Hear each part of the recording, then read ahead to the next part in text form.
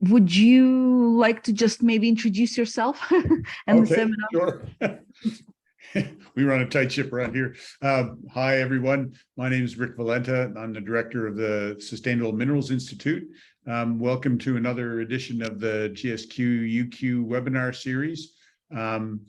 Normally, Helen Degeling is the one who compares this, and I stand in when Helen isn't available. Helen's on school holidays duty this week, and I have a couple of other commitments, and Katerina Savinova from the W.H. Bryan Mining and Geology Research Center at the SMI has very kindly agreed to step in to be compere for today. Katerina also is one of the leaders of our weekly seminar series, so is an old hand at this sort of thing, and thank you very much, Katerina, for taking this over. We've got a really interesting session today, and I'm looking forward to the part I can be at anyway, and so thanks everyone for coming, and I'll hand over to you.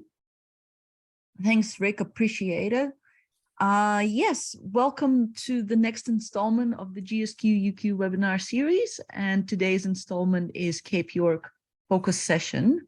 Before we start, on behalf of the University of Queensland and the Sustainable Minerals Institute and the Queensland government, would like to respectfully acknowledge all traditional owners and their custodianship of the lands on which we all meet today.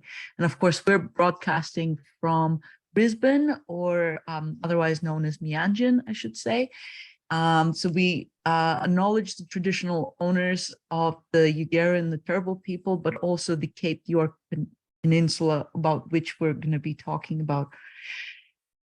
We pay our respects to their ancestors and their descendants who continue cultural and spiritual connection to country, and we recognize their valuable contributions to Australian and global society.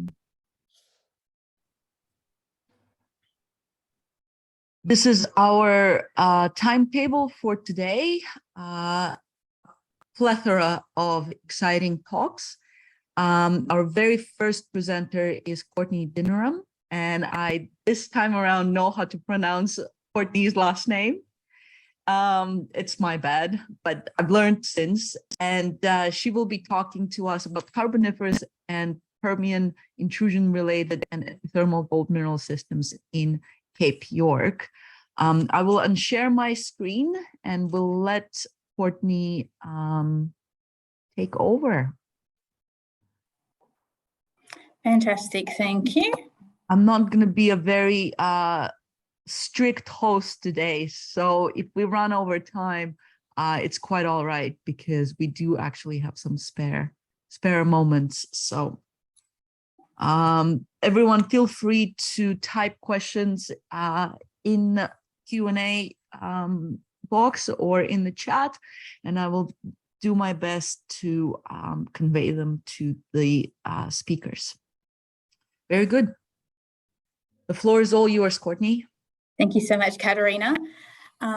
Just want to say thanks for the invite to present on this session for Cape York. It's one of my favourite places in not just Queensland, in North Queensland as well. So I'm excited. I'm presenting here today on behalf of the Mineral Systems team here at GSQ on Carboniferous and Permian intrusion-related and epithermal gold systems in Cape York. So my talk will have a rough outline of just a general overview of the gold deposits in Cape York within the Coen, Inlier and Horn Island, and hopefully this will set you up for some of the other talks that you'll hear today. I'll talk about the work that we've done on the area. So we did a huge program of geochronology and geochemistry over the region, specifically on magmatic rocks that are associated with the gold deposits, and also trying to date the mineralization and alteration. And then also talk briefly on some regional and structural scale controls about what we think might be happening over the area. So within the Cape York area, I'm using it quite broadly. So essentially we're using it in line with Lowe to the south, all the way up to Horn Island in the Torres Strait. There are various gold and silver and tin tungsten ore fields in the area, and they're sized on the map by green for tin tungsten and gold, yellow for gold.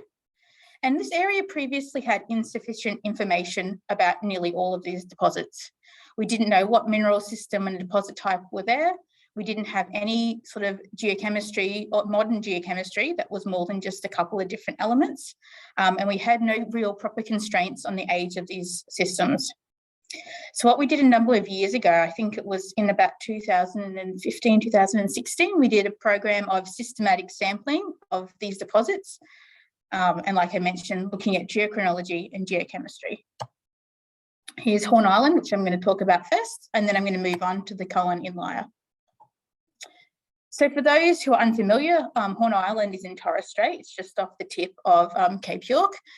It has predominantly one mine, which was the Horn Island gold mine, which was historically produced almost a ton of gold. And that's the current resource that Alice Queen Limited currently have now for the project. There's some minor production from Possession Island, which is a smaller island to the southeast of Horn Island. There's both hard rock and alluvial tin mineralisation, both on these islands and on the mainland. But really we're here to talk about the gold mineralisation, which is predominantly quartz, pyrite, galena sphalerite, hosted in granite, with some quartz and moly veins, and then floating around some late stage carbonate, fluorite, epithermal quartz. And this is what the ore looks like. So just a quick picture up the top is predominantly typical example of ore, and down in the bottom corner and is example of a quartz vein with a strong sericite alteration halo. So there was some previous work done in the 70s and the early 90s on the host rocks in the region. So early potassium argon dating gave us dates between 302 and 286 million years. So that put this region into the Jardine subprovince of the Kennedy Igneous Association. So the gold up here was assumed to be at least mid-Permian in age. So we started doing some dating of the host rocks and the volcanics on the tip of Cape York, and we got a slightly confusing age of approximately 350 million years for these volcanics. So these volcanics on the mainland was deemed to be equivalent to the intrusive. So it's really sort of got us thinking about what's happening here. So we thought we'd go on and do a more detailed geochronological dating program. We looked at redating the granites. So there's two granites on the island. There's the Horn Island and the Bardu granite, which are both part of the Bardu suite. And we got similar ages to that of the volcanics on the mainland. So about 340 to 343, 344 million years. So this was showing that the rocks were significantly older than we had first thought. We saw these interesting quartz moly veins, you can see in this picture down the bottom, within cutting the granite, and we did some rhenium osmium dating on the molybdenum, and we also got a similar age to the host rock, showing that this moly and these quartz are quite linked to the magmatic event that formed the granite. We then moved into the world of argon-argon, which we looked at dating not only the sericite alteration that you saw within the granite in the previous picture, the sericite alteration along the veins in the previous picture, but also this pervasive greeny alteration in the bottom part of this picture. And we also got an age of about 315, 320 million years. So this was sort of, putting this mineralization out of the Permian and into the Carboniferous. We also dated a barren rhyolite porphyry dike that's seen in the bottom of the pit, and also in some of the current drilling by Alice Queen, to be cutting the mineralization, and that gave us an age of 310 million years. So really nice sort of constraint on that argon-argon dating. So from this work, we came to the conclusion that we're looking at a late Carboniferous intrusion-related gold system, and that it's genetically unrelated to the host granite and the molybdenum and tungsten, gold, bismuth, tellurium mineralization that you see sniffs of on the mainland and also on the island. So moving down to the Coen region, which is in the southern part of that first map that I showed you, there's a number of historical ore fields split up into gold and into tin tungsten. So Coen, which is within the town of Coen, is actually predominantly the largest producer in the whole region. And essentially that was down to one mine called the Great Northern in the area. And that had about 1.5 tons of gold produced. Abigail and Yarradin, as you're going further to the south, had between 800 and 550 kilograms of historical gold production. Alice River, which is the most southern point of the Coen region, had minor historical production, but also had some more recent mining in the 80s and 90s, which produced a significant amount of gold. And I'm not going to talk much about the tin tungsten hard rock and alluvial fields in this presentation today, but they are located to the more northern part of this Coen area, and they produce between 380 tonnes of tin and tungsten. So talking about two examples of the significant ore fields. Coen ore field, which is in the main town of Coen, had the Great Northern as the main producer of the field. And this was producing 90% of the historical gold. So you can see that this light purple outline shows you the size of the camp, and the dark purple in the middle shows you the main area of production for the Coen region. It had about a 1-to-1 gold to silver ratio and predominantly was in steep dipping quartz veins and breccias that often trended northwest to southeast. Now, this region had predominantly been thought about as being equivalent to Charters Towers style mineralization, so looking at Silurian, Devonian in age, because a lot of the rocks that you can see in this sort of like pink with a light blue hashed area is Devonian, which is similar in age to the host rocks that you see in Charters Towers.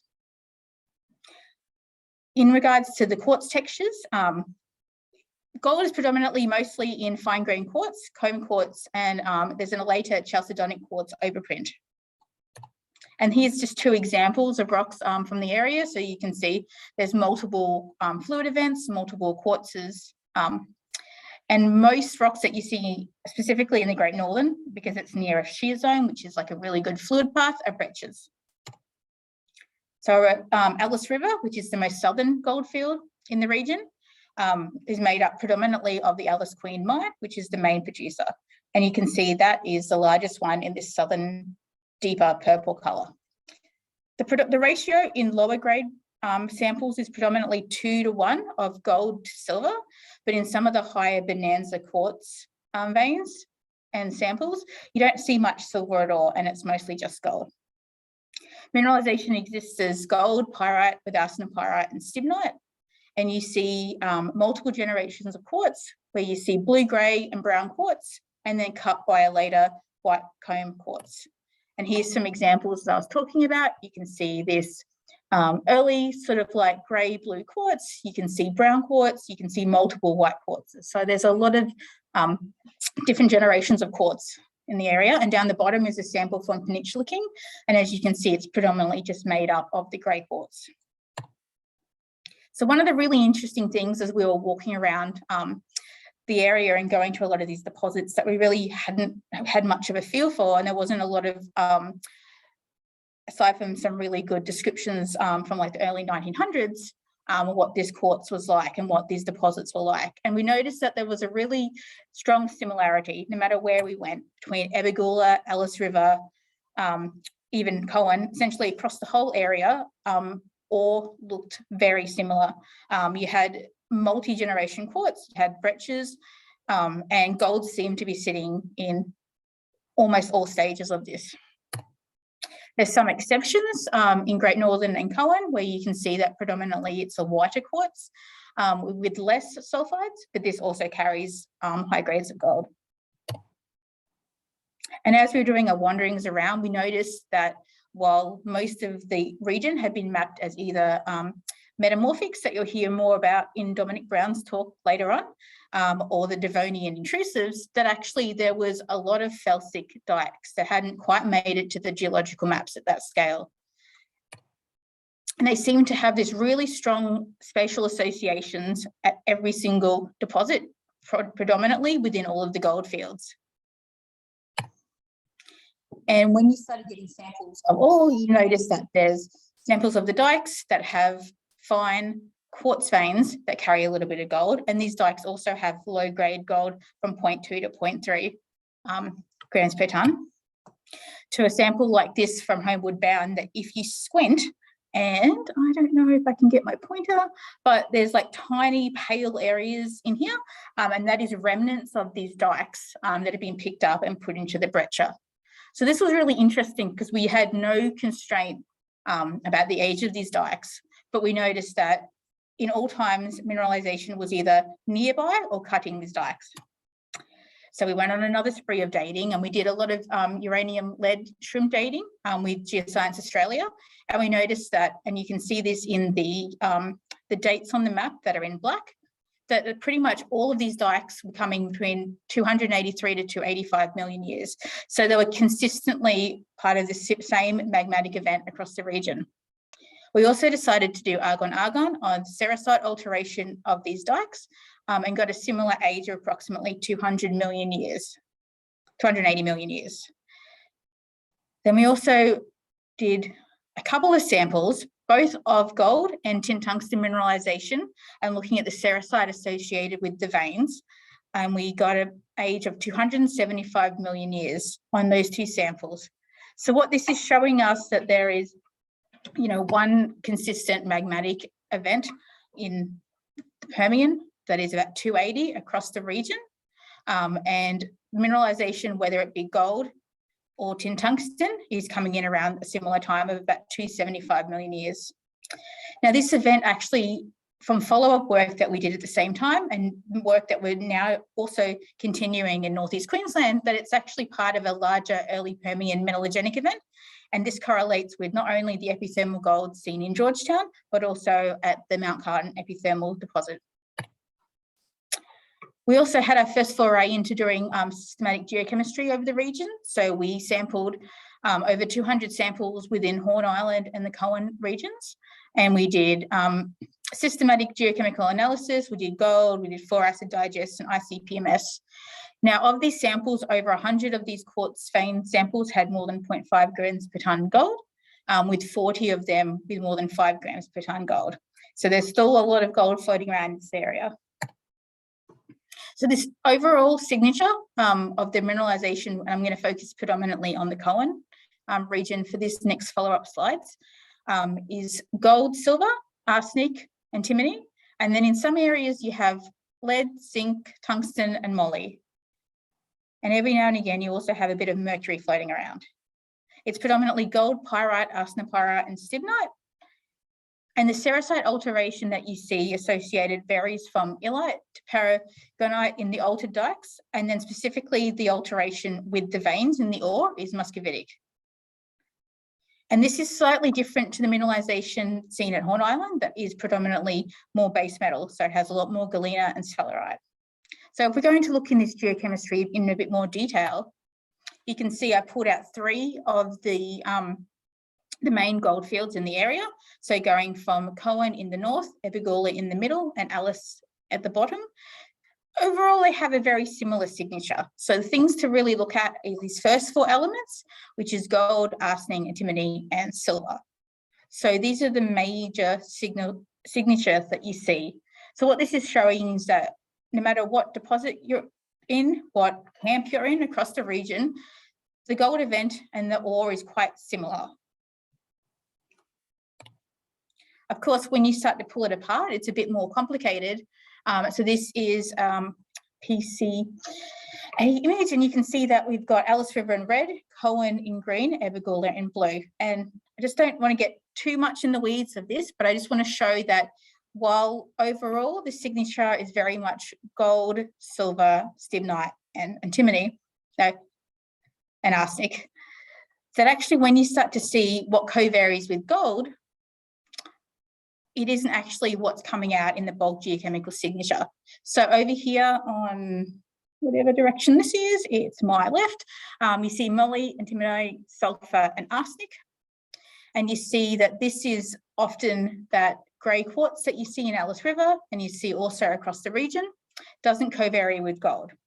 It has some gold in it, and this is the size of the gold content is the squares. So you can see that low grade gold happens with this more sulfidic event, but actually the main gold phase, and especially the free gold, isn't related to that at all and has this mercury and silver sort of signature.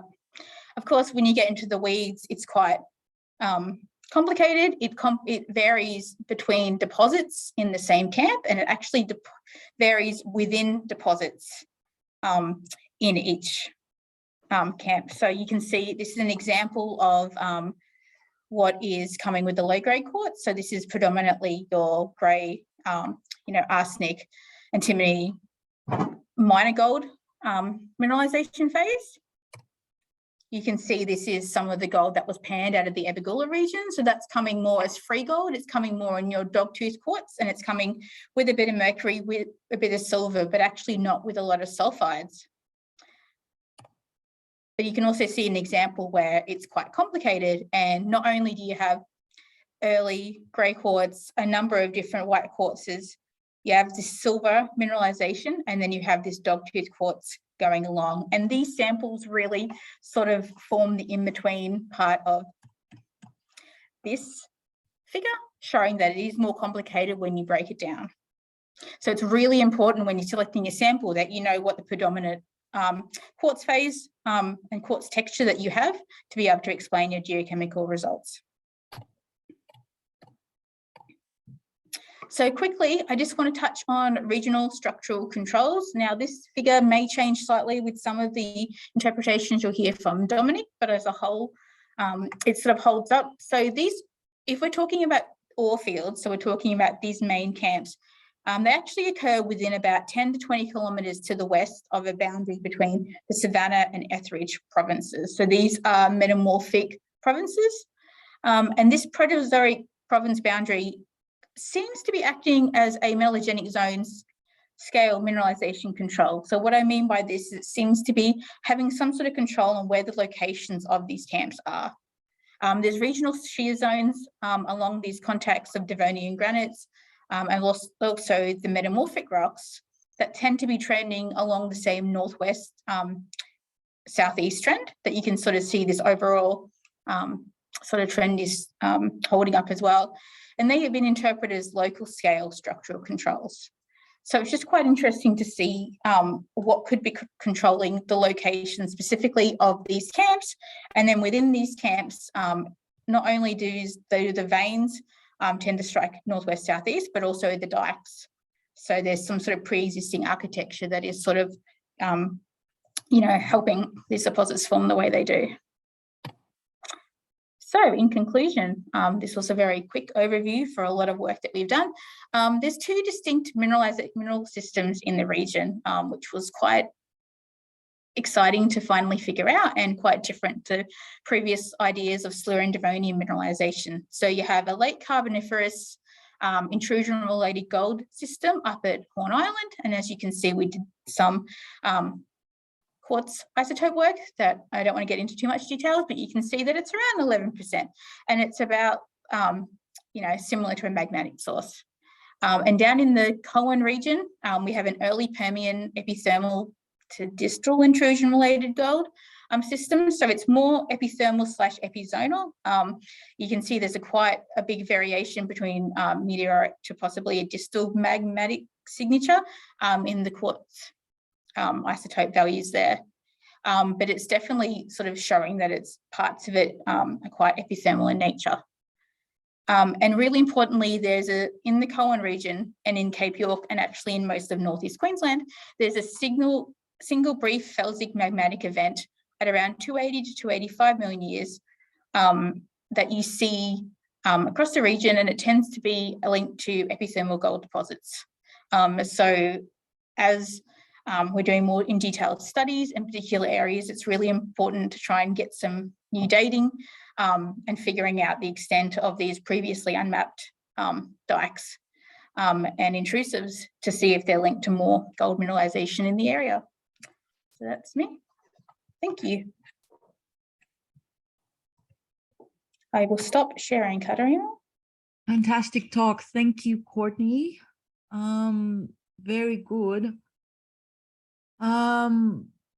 We don't have any questions yet for you online, but I guess maybe I'll start the discussion by just asking you what's next now that you figured this out, which seems like was a lot of work and super interesting. Yeah, like what are the next steps?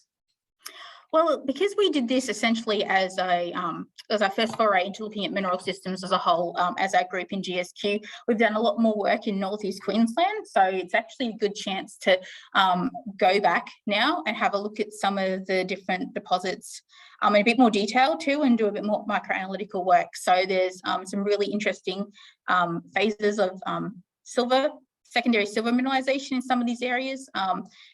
Would be nice to do some more SEM work and TEMA work. And I think really just trying to take the observations and the knowledge from Cape York when we go back into areas like Charters Towers and in the Ravenswood area also to sort of see if we can look for this sort of mineralization. So. Excellent. Thank you for that. All right. Our next speaker is Luke Pickering from South 32, and he will talk to us about exploration opportunities for base metals. If you could share your screen, Luke, please. The floor is all yours.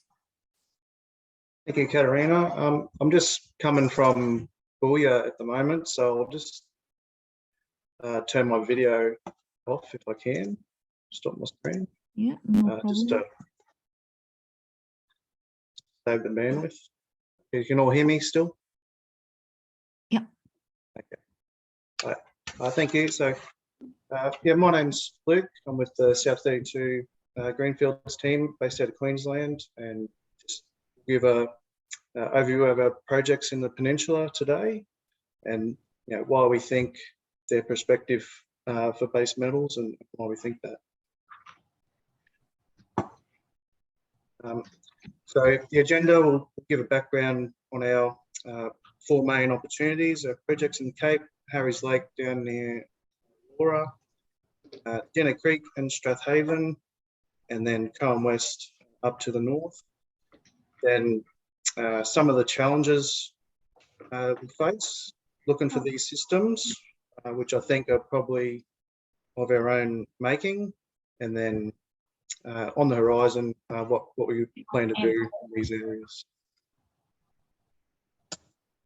Okay, so Harry's Lake, this was our first project in the region, mainly a geophysical target, a geophysical magnetic target on the margin of the Yambo Inlier and the Hodgkin province, where we interpreted, this was the right setting for mafic and ultramafic emplacement during a Rodinia breakup. It's not an easy place to explore. We've got about 400 meters of Laura Basin top, but there's some sniffs there. So we did some work with Peter Gregory a couple of years ago. He put us onto some ultramafic and lozolite occurrences on the Palmerville Fault to the north.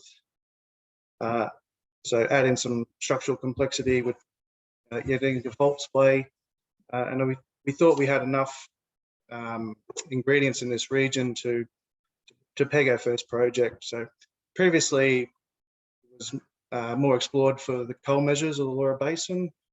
They occasionally intersected basement, but as you can see, none of the historic drilling was over some of the more magnetic zones. So that's why we're interested in this area. In a creek, it looks pretty vanilla. It's defined by these large regional isoclinal folds of the Nuiri and Astra formations. They're tough to make out, but they're there. Previously, there's a sprinkling of stream sediments, rock chips, soils, but it's a pretty recessive area, so there's no real standout geochemical anomalies. So previously, most of the exploration was focused to the east on the Strathburn Formation, where it were at daylight. There's some geochemical anomalies, BHP defined in the soils, but nothing too much over that area.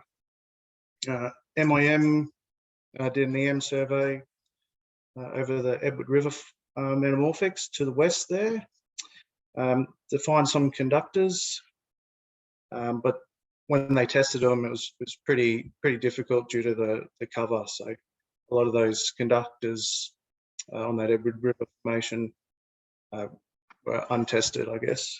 So when we were looking at this area, we needed some more information. So we looked at Cruikshank's AGSO GSQ report, extreme sediment sampling there, particularly the base metal index. And what we found were, there's a fair few historic conductors, structural traps, coincident geochemical indexes, which we feel enhances the prospectivity of that area most immediately. So any one of those ones by themselves would be pretty hard sell, but I think we think that now, based on painting that picture, it's a pretty interesting area.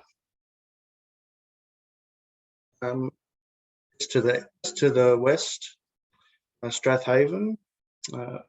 So Strathaven's probably my favourite project in the Cape of ours, just based on the previous work by BHP. So BHP drilled the Strathaven magnetic target there associated with the Strathaven shear zone. They got some anomalous nickel, pretty broad intercepts you can see, but some of the previous drilling failed to explain that magnetic anomaly. So also in the petrology that they done, noted primary chromites, cumulative textures, sulfides. So when we were reading this and putting it together, we thought it could be, there's the right ingredients here to have another look at this area. So when we look at just to the east, I'll just highlight some previous prospects. I think they're interested in the broad story of the region, particularly for these magmatic nickel systems. You see there's some anomalous greenstones there at Patala Creek, also serpentinite, another BHP prospect, anomalous nickel. So we thought this enhanced the fertility of the region for these systems. Just looking at the BHP drilling, you can see that these are the two holes that intersected the nickel, and you can see that not really a potential to keep going. You look at down the bottom, some of the petrology summaries. You could probably agree it's quite an anomalous little hole. So there's enough there to have another look at it for us. Coen West, right up there in the northwest. It's a bit of an island. No one really knows what it is. I'm keen to hear Dominic's presentation later, see if he has anything, can tell me what it is. But basically, there's many interpretations. Is it a BIF? Is it part of the Karoo? An ultramafic, which we're hoping for, but no one knows. It's just sitting there under 150 meters of basin since aeromagnetics was flown, so no one's really looked at it. But we don't even know if it's Proterozoic. So just a close-up of that area. It does look like there is a fold closure to the north, potentially indicating it's Mesoproterozoic in age, but we still don't know. So we're looking forward to working on this one in the next year for sure. The challenges, these are my personal views. why, you know, the challenges in exploring in the Cape, I guess, for these systems. And I guess you could agree, gold's probably the commodity of choice in Cape at the moment, just by the, you know, the presentations today.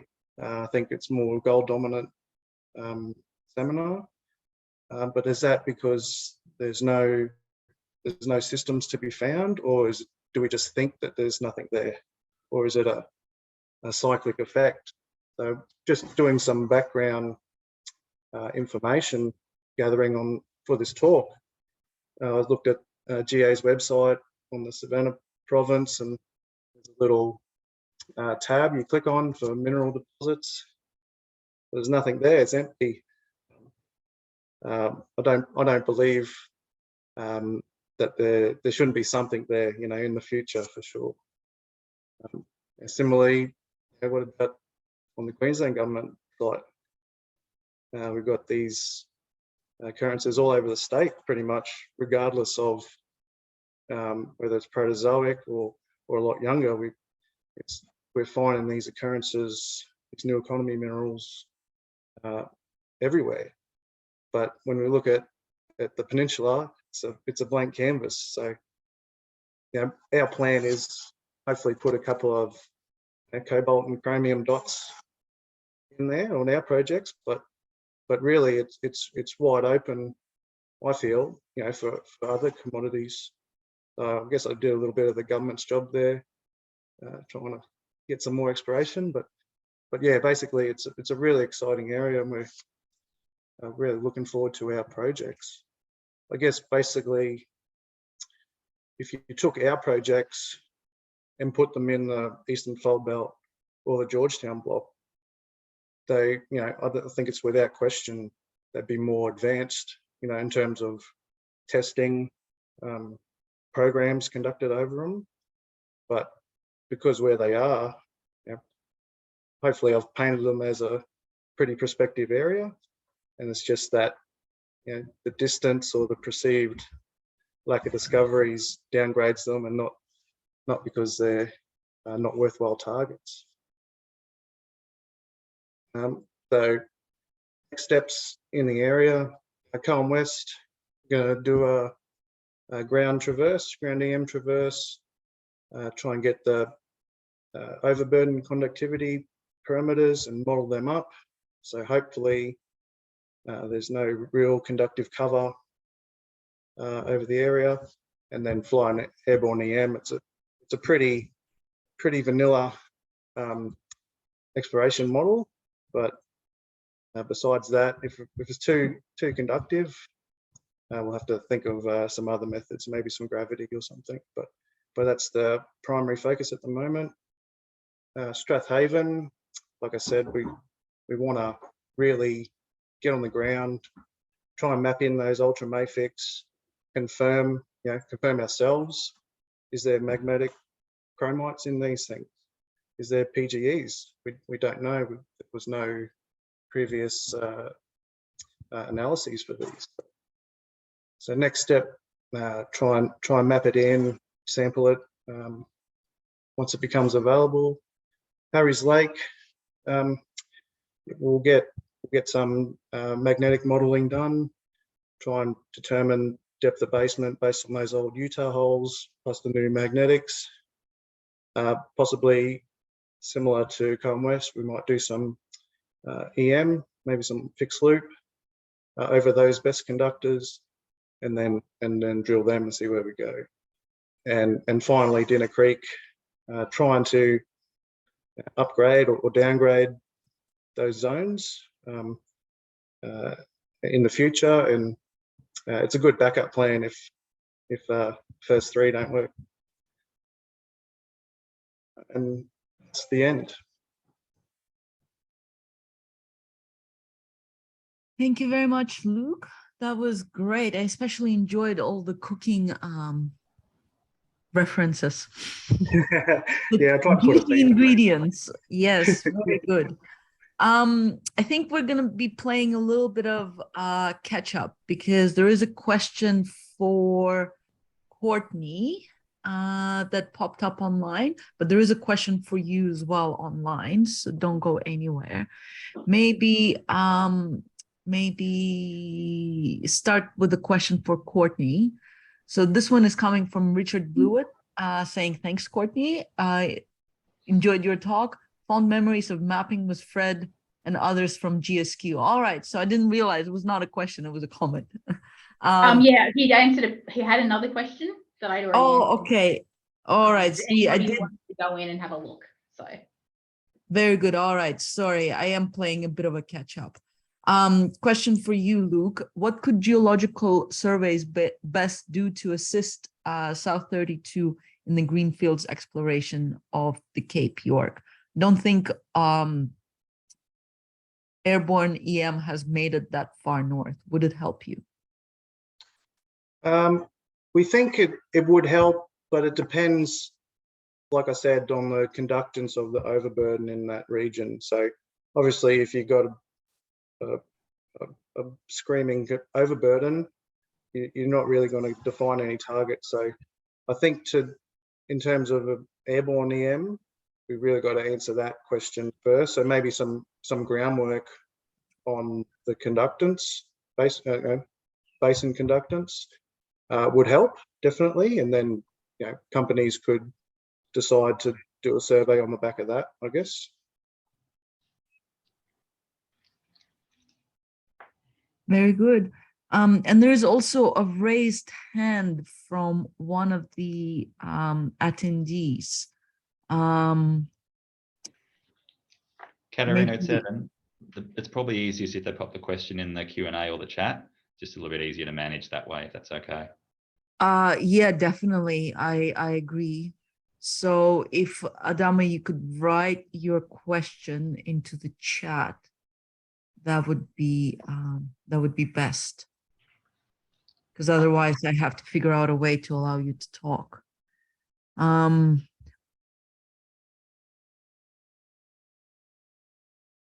Yeah, all right. Well, maybe while the question is being written, we will proceed to the next speaker, who is Geoff Lowe from PacGold, and he will talk to us about the entire gold corridor.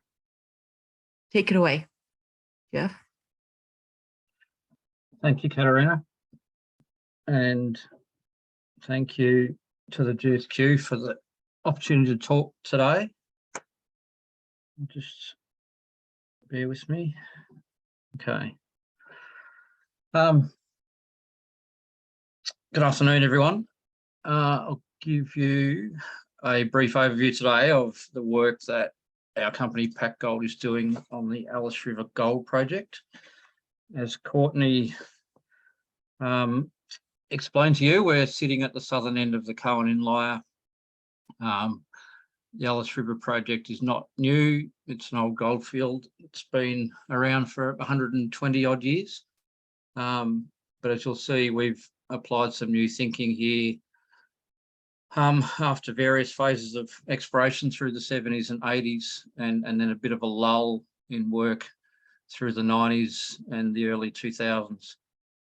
We've come in and reviewed the historical data, what we could of it, realised that there's probably some key features of that data that were overlooked in guiding the exploration, and we've taken that and been quite successful, and proudly say that we've got some fantastic drilling results to date. We're still drilling as I speak. We've got 4 rigs on site, with 2 of them drilling double shift. So we're pretty busy at the moment, but I'm sitting here in miserable cold Victoria on break. I'll skip through that. So just a bit of an overview here. PacGold floated in July last year. We started drilling on the project in September after doing an IP survey and some regional mapping. So we've been active for about 14 months. We had very early success last year with our drilling, virtually hole 1 underneath the old Alice Queen or AQ pit intersected significant mineralisation, and we've just continued to build on that from here. we've made what we consider to be a high grade discovery. The field itself was always considered to be high grade with free gold, but we've now extended the mineralisation from a pit that was about 50 or 60 metres deep to in excess of 500 metres below the surface now. In the space of 12 months, well, actually in the space of 6 months, because we didn't drill over the wet season. You may have seen recently we announced a drill hole 61 that had over 200 occurrences of visible gold in a 16-metre downhole interval of core. Amazing core, quite spectacular. Probably there's now 200 red pencil circles on that bit of core, as well as 200 specks of gold, which doesn't make it look as good, but we'll hopefully have the results for that hole out soon. We're on the way to building what we hope is to be a substantial resource base. We don't have a resource yet, but we will continue drilling up until the end of the year and then look at putting all the data together. Stepping back out a little bit, where, as I said, at the southern end of the Coen Inlier, our project area basically covers predominantly the Kintor Super Suite, which is the Inlier granite, which is an S-type granite to the east, and the Fly Spec Super Suite to the west of the goldfield. To the north, we do have the Proterozoic metamorphics, the Holyroyd metamorphics, which also has mineralised prospects in it, but we haven't actually gone up there and explored as yet.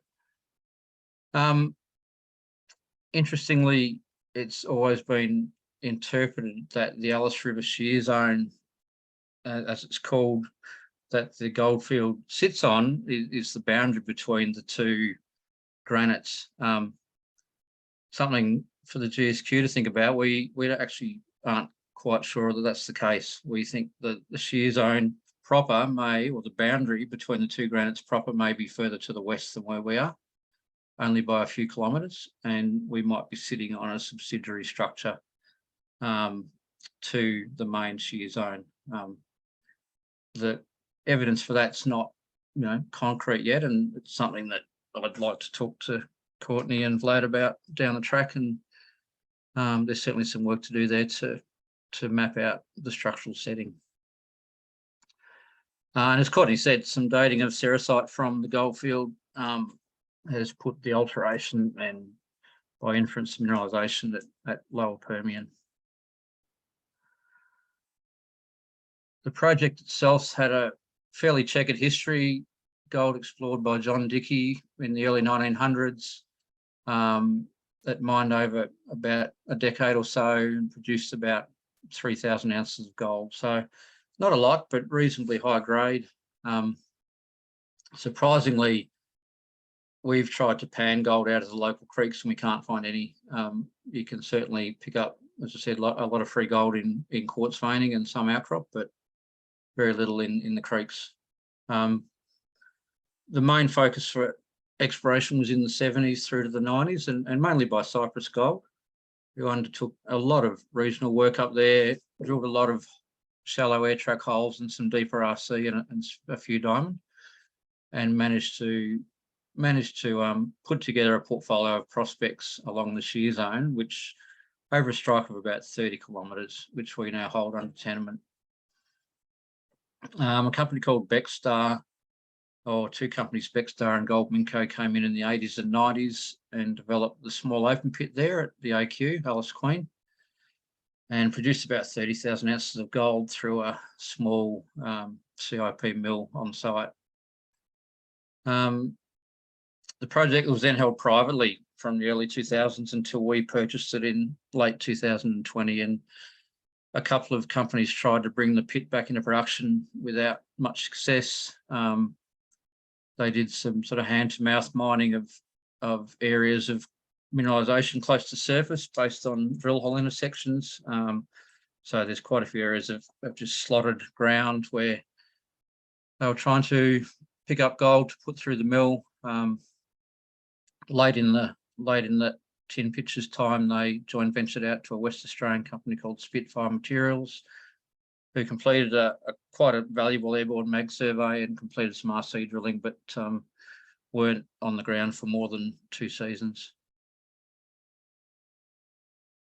An overview of the project here. The photo on my left here is of the campsite, the pit you'll see here. This is looking to the southeast, and the old mill, or what's left of the mill, sitting here. The shear zone that's hosting mineralisation sort of trends off to the bottom left corner and through the top right midsection of this photo. We have a full camp set up, an operating airstrip with a plane coming in once a week. Huge freshwater dam full of crocodiles and fish. But apart from that, there's not much else but sand cover. Our focus in the last 12 months has really been on the central 7 kilometres of what we think is probably a 30-kilometre mineralised zone, as you can see in this central image here.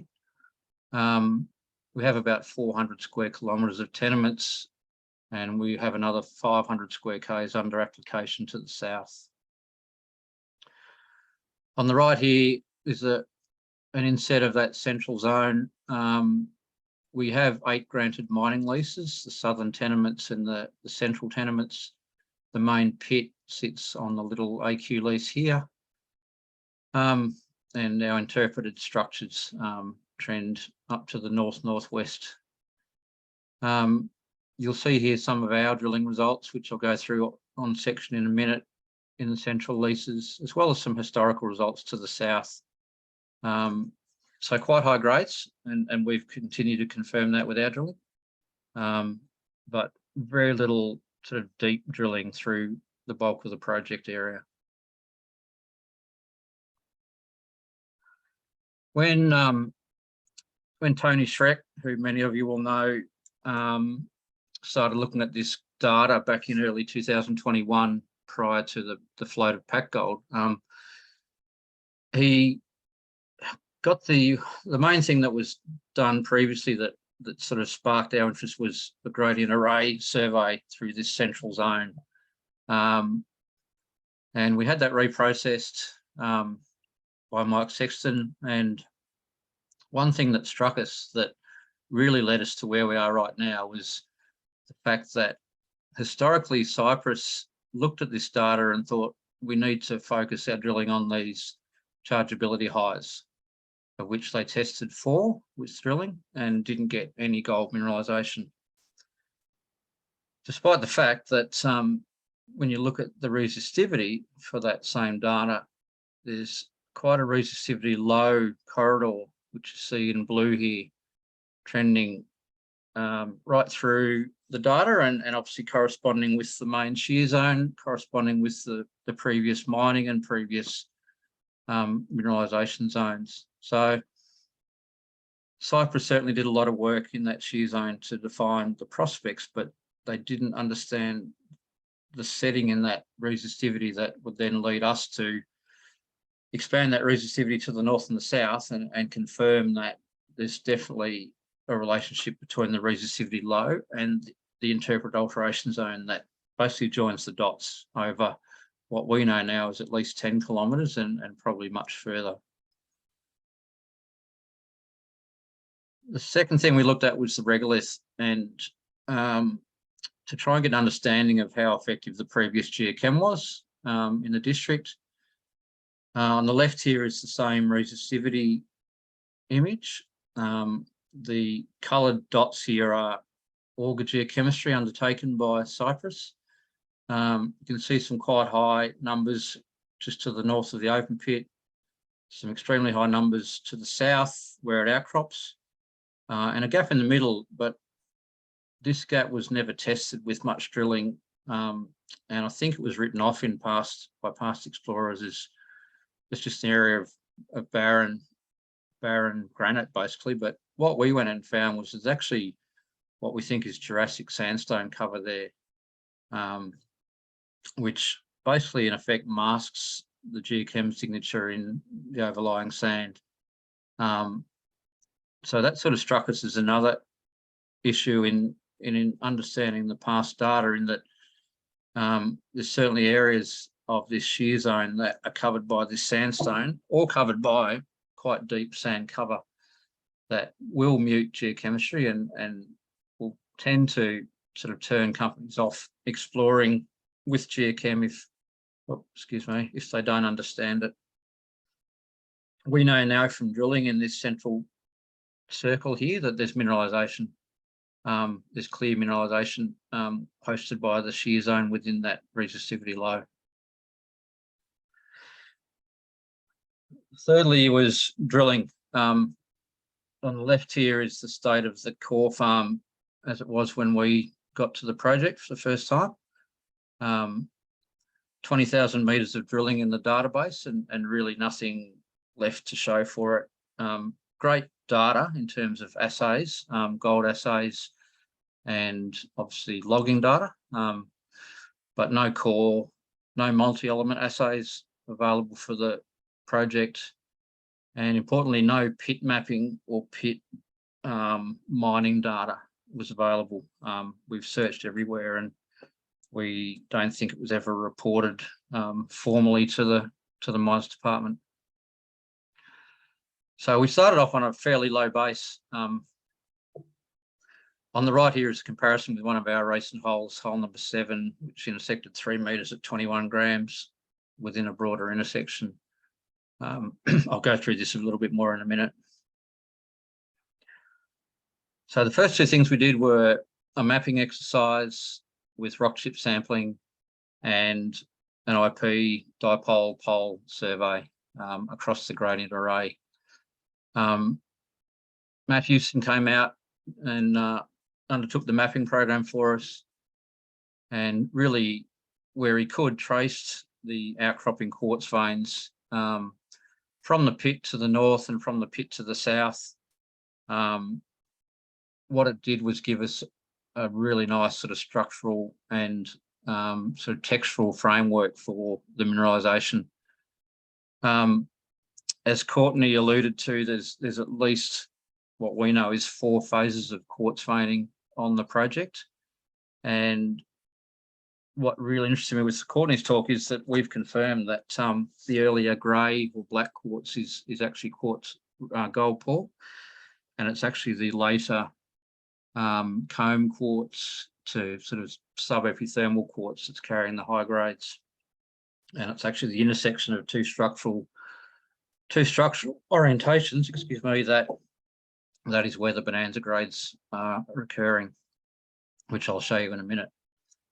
So really important to go back to first principles here, do some decent mapping, understand the structure, understand the lithology, understand the quartz textures and the multi-element geochem. Secondly, we did a large dipole pole IP survey. This is an oblique view with 3D cutout sections from the survey. You'll see it highlights the same blue resistivity low corridor that we saw in the historical gradient array. We've confirmed that as being open to the south of the southern leases and open to the north. This central area here is where the main open pit is. You can see this blue corridor continues to the north, continues through here, continues through here. That's another 2 kilometres further north from where we're currently drilling.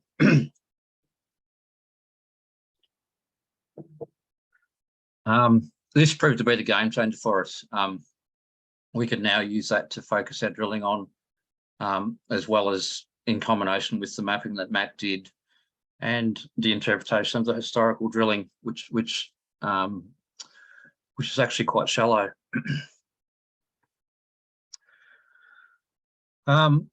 Initial drilling was directly underneath the open pit and immediately to the north and the south. And as I said, we had fairly instantaneous success with the drilling that we did.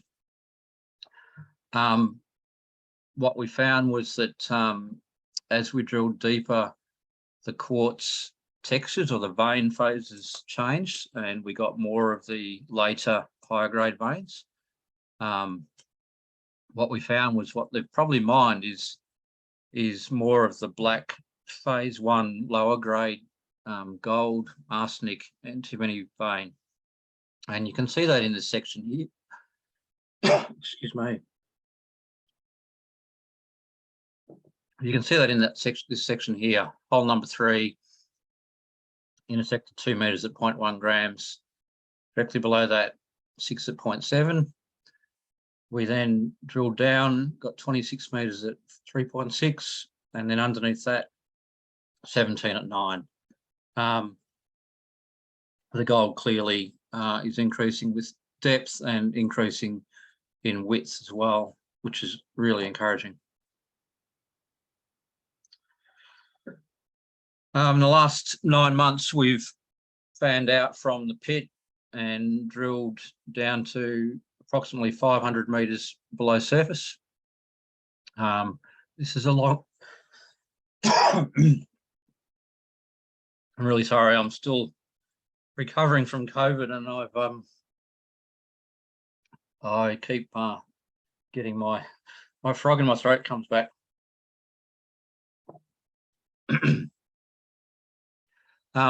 This is a long section through the deposit. The yellow, purple, red dots close to the surface are the historical drill holes. You can see in the top 50 to 100 meters.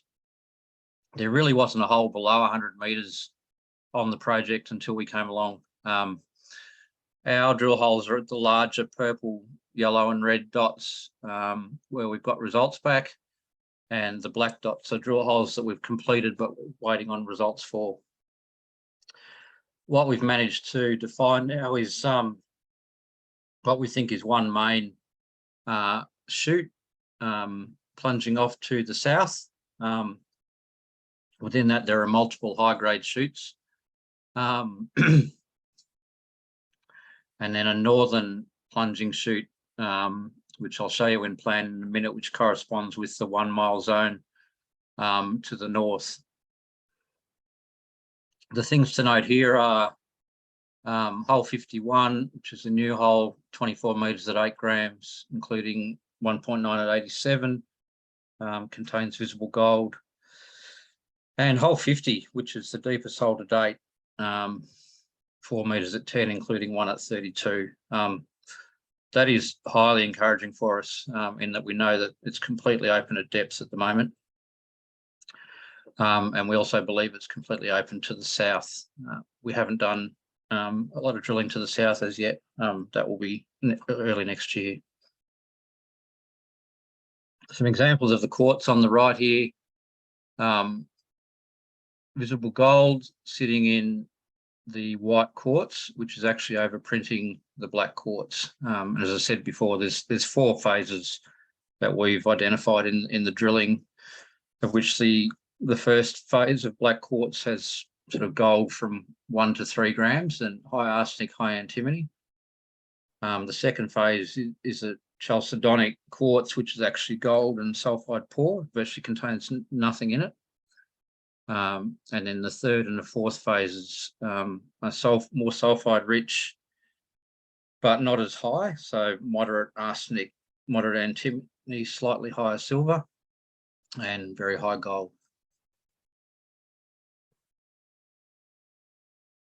A couple of cross sections through the drilling now. This is section C, which is down to the south of the pit, which I showed you before.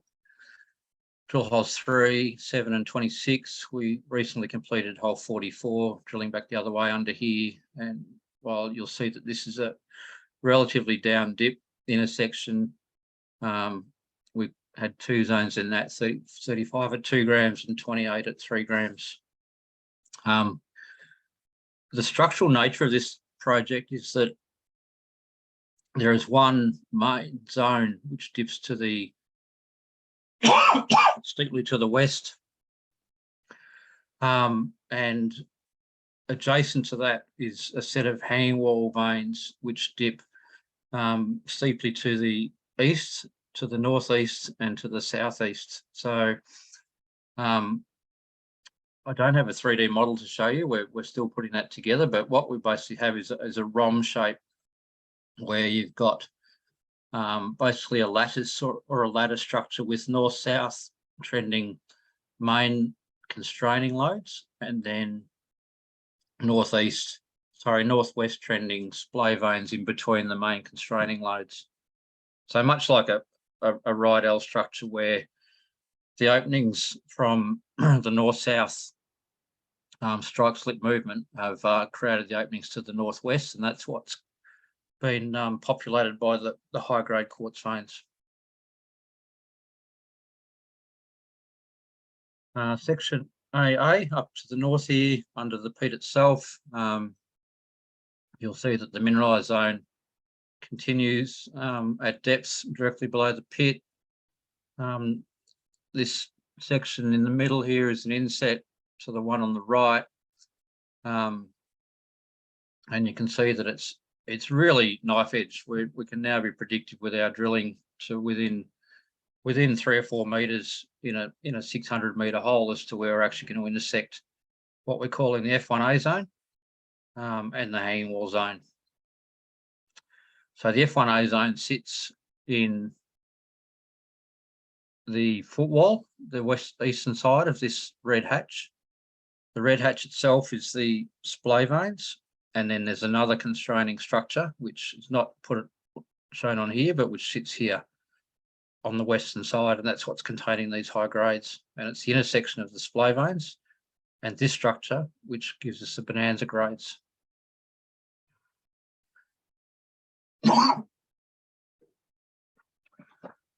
If we move down now to the southern tenements, this just shows you what's been done in the past, and this is one of our high priority targets that we'll focus on early next year. Interestingly, the southern zones had historical mining on it, but no recent mining. But the actual grades in the rock chips and the grades in the historical drilling down here are probably some of the highest on the project. 8 meters at 56, 4 at 27. Some quite nice numbers down here. We don't know a lot about this area yet. There's no diamond drilling here. Of all the previous drilling, which you can see in the grey dots, the average hole depth is about 40 meters. So it's clear there's a lot more to do here. We completed some RC drilling late last year to confirm some of the drilling and get some samples of alteration, and we did hit some interesting numbers, but again quite shallow. And we think what we need to do early next year is get some diamond drilling in there to get to understand the structure and the vein phases and compare what we've got here to what we see at AQ to the north. And then stepping out regionally, there are a number of prospects along this 30-kilometre strike, which we've actually started working on this year with some IP geophysics and some reconnaissance sampling. So plenty of work to do. You know, focus for the last 12 months has been on this central zone, but from this month onwards, and then starting again after the wet season, we'll be expanding our work out to look at the regional prospects.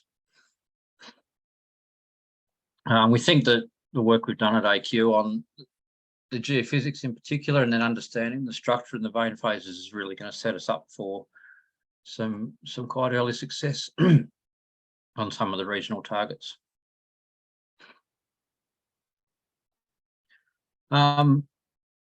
Just a bit of a thank you page here. We obviously came into this without a lot of historical knowledge. We've been developing our ideas as we go. We initially thought this was an IRGS system related to the granite itself. We now know that it's not related to the granite itself. Interestingly, another conversation to have with GSQ is that we believe the mineralisation is related to mafic intrusions. There's a number of dolerite or doleritic and dioritic intrusions on the prospect, and we can see what we think is a genetic link, certainly a timing link, but probably a genetic link to the mineralisation as well. There's no tin, there's no moly, there's no tungsten, there's no bismuth. It's purely a gold, antimony, arsenic, and silver deposit. Our team of geophysicists, Matthewson, the database guys, Tom and Lisa, drillers, and in particular, special mention to Anthony Coote and Greg Morrison. Greg has been working with us on this for the last 6 to 8 months. A lot of our ideas have come out of some long hours with Greg. We're putting together 3D models with him at the moment, or we have been all year, which has proved absolutely invaluable to the way we're actually drilling the program and our understanding of how the gold and the veining fits together. And I must say that we're quite indebted to Greg's thinking and Greg's Greg's questioning too. You know, we are quite happy for Greg to question what we're doing in the scheme of things, because at the end of the day, you know, we don't know it all, but Greg's experience really has put us on the right track for sure. The aim in the next 6 months, obviously the wet season's coming, we'll put all of our data together in 3D, work out our structural model, refine that with our mineralisation model, and look at planning the next program early next year towards drilling a maiden resource. So that's it for now. Thank you very much. Excuse me for my COVID cough. Thank you, Geoff. That was fascinating. And your COVID cough did not get in the way. Not a problem. Very, very fascinating. There is a question for you already. Interesting and encouraging results. What are the kinematics of the controlling shear zone? Presumably it is Permian in age, and why do you link the deposit to the dolerites as a metal source? So a few curly questions. Yep. Thank you, Richard. We think that on what we've seen in the drill course so far, and also in outcrop, or what there is of the outcrop, that it's what we're calling the F1A zone, which is the northwest sort of controlling structure, is it is part of a sinistral strike slip system that then opens up northwest trending internal structures between the F1A, what we're terming the F1B to the west. There'll be an F1C again further west. So what you get is basically a rhomb-shaped ore body, really, in 3 dimensions. So in plan and in section, this rhomb-shaped ore body that plunges steeply to the south. And then within that, you'll have high-grade internal chutes where the northwest trending splays intersect the northwest trending sort of controlling structures, if that makes sense. And what you see in those zones when you drill them is just these fantastic overprinting breccias where these 4 phases of veins come together. Quite spectacular structures, or sorry, quite spectacular textures in those veins, and more often than not, some visible gold. And I think, you know, the structure may be older than Permian, but it's certainly active in the Permian. The alteration to the mineralisation is sort of phengite, sericite, illite, chlorite, but it's not widespread through the granite. It's really well defined around the mineralised system to within tens of metres. We'll collar holes 50 metres away from the ore zones and be in what essentially unaltered granite. So the dolerites themselves all occupy the same structures. They're all trending to the northwest. There's mineralised veins on the margins of the dolerites and within the dolerites. So there's certainly syn to post dolerite age. And we just think there's evidence in the magnetics and in what we're seeing in the drilling that there's probably a link. It's not concrete yet, but that's our working model.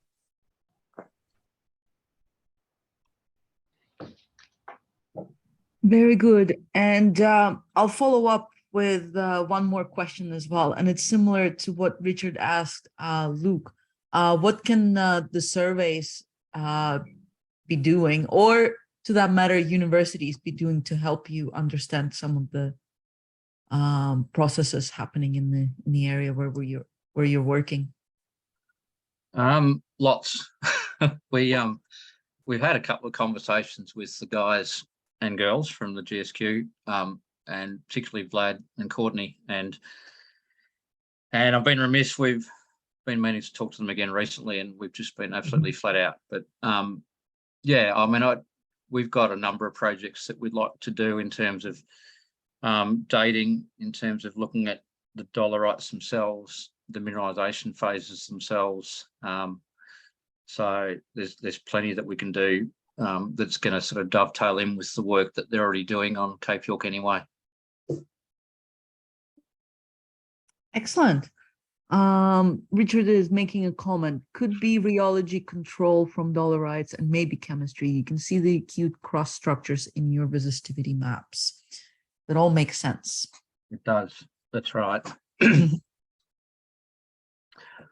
Very good. Well, let's move on with our timetable. Our next speaker is Dominic Brown from the GSQ, and he will tell us about the Coen Inlier. Take it away, Dom. Good afternoon. I'm going to zoom right out and talk about some of the work that GSQ has done more broadly and about the geology of the Coen Inlier. So about 10 years ago, as part of the Tungsten Origin project, we snuck up into Cape York to have a look at the Sefton metamorphics to test whether they might be part of the Thomson Origin. And in 2015, myself, Bob, Dave Purdy, Laurie Hutton, and Frederick von Nielinski carried out a season of regional mapping in the Coen Inlier. And just before I kick off, like usually on these talks, we acknowledge the traditional owners, but I just wanted to touch on an event in GSQ history.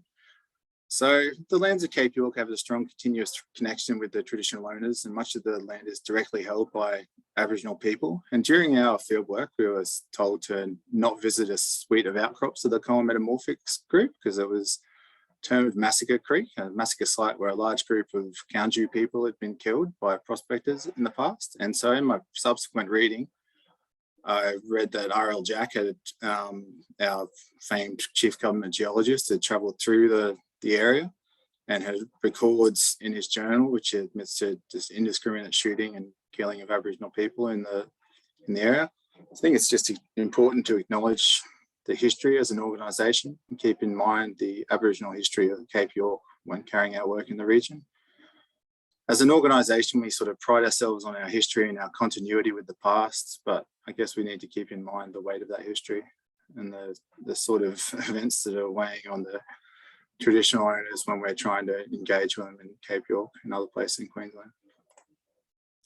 So I haven't worked in this area for a few years, but I was keen to give this talk even though I'm on holidays, because basically if you've ever been to the pub with me and talked about geology, you'll inevitably end up back at Iron Range in Cape York because the area fascinates me. It's a challenging area to work in. The access is terrible. Outcrops pretty terrible. You get covered in ants when you walk under a tree, and then you find yourself thrashing around with no shirt on, smelling like lemons for the rest of the day. And it's hot. You always have to worry about getting eaten by a crocodile. But it's a fascinating portion of Queensland and Australian geology that still has a lot of work to be done and problems to solve. It's the edge of the Craton, the North Australian Craton. It features, well, it's the edge of the Australian continent as well. It features the connection to the Laurentian supercontinent, which is still to be explored, and the enigmatic Iron Range province. So I'm going to go through our work in the region and touch on some of the relationship with some of the new work that's come out. It's revisiting some old ideas from the Earth Dynamics Research Group. And although most of this research, I'm trying to cover off on the whole Coen Inlier, but really all our work has been focused in the northern part of the area. So it's probably more of a north of Coen feel to it. This is just some of our collaborators on the slide here. It's Laurie in the top left, Dave in the middle, Bob on the right, looking at a granite, Booth and Boothen, looking pretty happy. Button, sorry. This is when Laurie managed to get the car completely stuck on a tree. It's quite impressive. That's just some of the... Sorry, Dom, you actually are not sharing the screen. Oh, man. Am Following I? what you're talking about, and it's fascinating, but you're not sharing a screen yet. I am.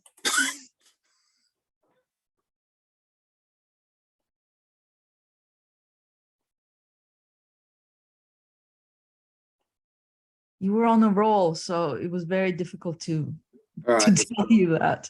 No But worries. it's great. No, we didn't miss anything. Right.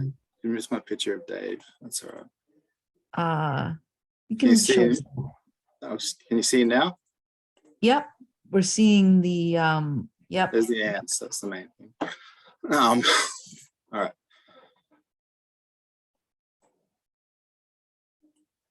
So, as I was saying, it was a challenging and interesting place to work. Unfortunately, our initial program got cut in half before we got back to go and delve deeper into the geology, but we still managed to achieve our initial goals, which to update the mapping to be coherent with the 90s mapping carried out by EGSO. So there was a massive series of boundary faults, which is the worst thing that you can have as a geological survey geologist.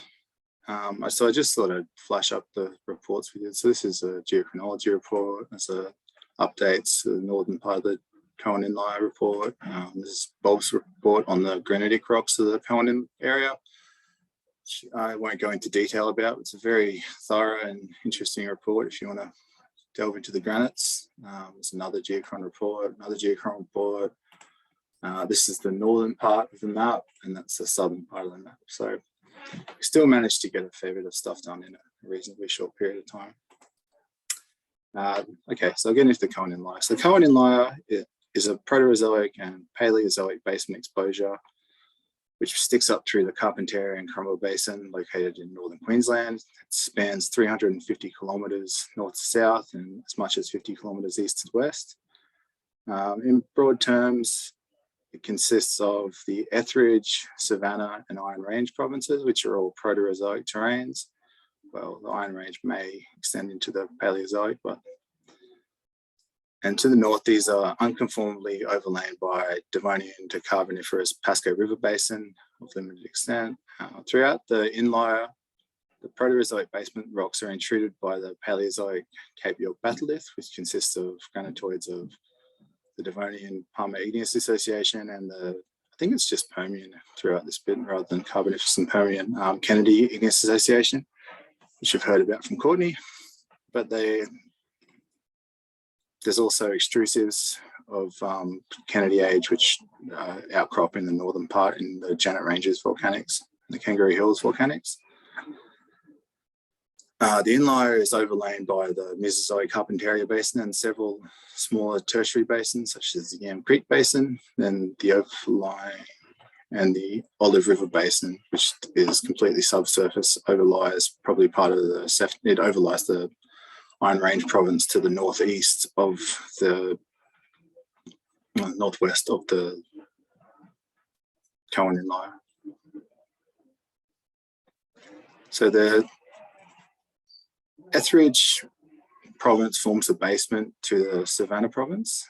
It's experienced more deformation, it's experienced the Yeoman orogeny, and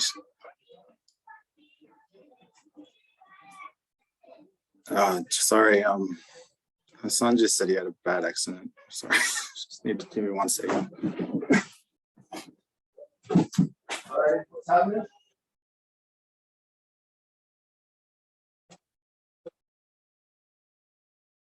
I will fix it. I'm giving it a talk right now. I'm going to fix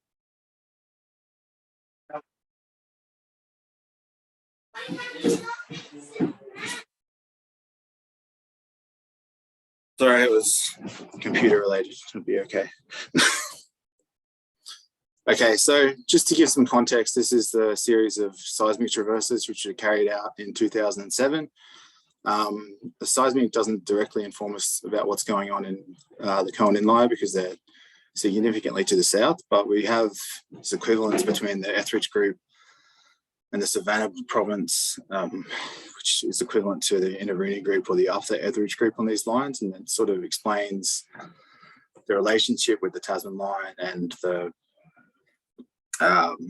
edge of the craton to some degree. So you can see that on IG1, the Etheridge group is truncated at the Palmerville fault, and the fault equivalence. So that sort of represents the same. Sorry, that's on GAA1, and that's the equivalent edge of the craton, which is the Palmerville fault into the Yuntingana fault zone, which sort of continues along the eastern margin of the Coen Inlier, and may provide some accommodation for the neoprobes like septometamorphs in the northern part of the Coen Inlier. The Savannah province occupies an upper crustal position equivalent to the Croydon volcanics and the Langlowville group on Langlow Vale group on IG2.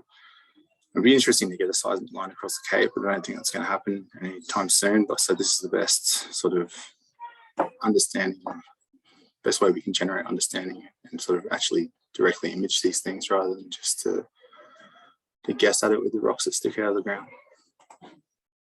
So I'll move into the Etheridge province. In the Coen Inlier, the Newbury metamorphics are the only exposed part of the Etheridge province, and they're very sparingly exposed. They consist of upper amphibolites to granulite grade metamorphic rocks, including quartzites, orthogneiss, paragneiss, schist, and mafic granulites. They're considered correlative of the Yambo metamorphics in the Etheridge province to the south, and they occur right up to the edge of the craton with the Palmerville fault. It's divided into three groups: the Kitchit quartzite, kimbergneiss, and pennygneiss. And we don't have much in the way of direct age data from the Newbury metamorphics, although we do have a crystallization age at 1649 for one of the gneisses.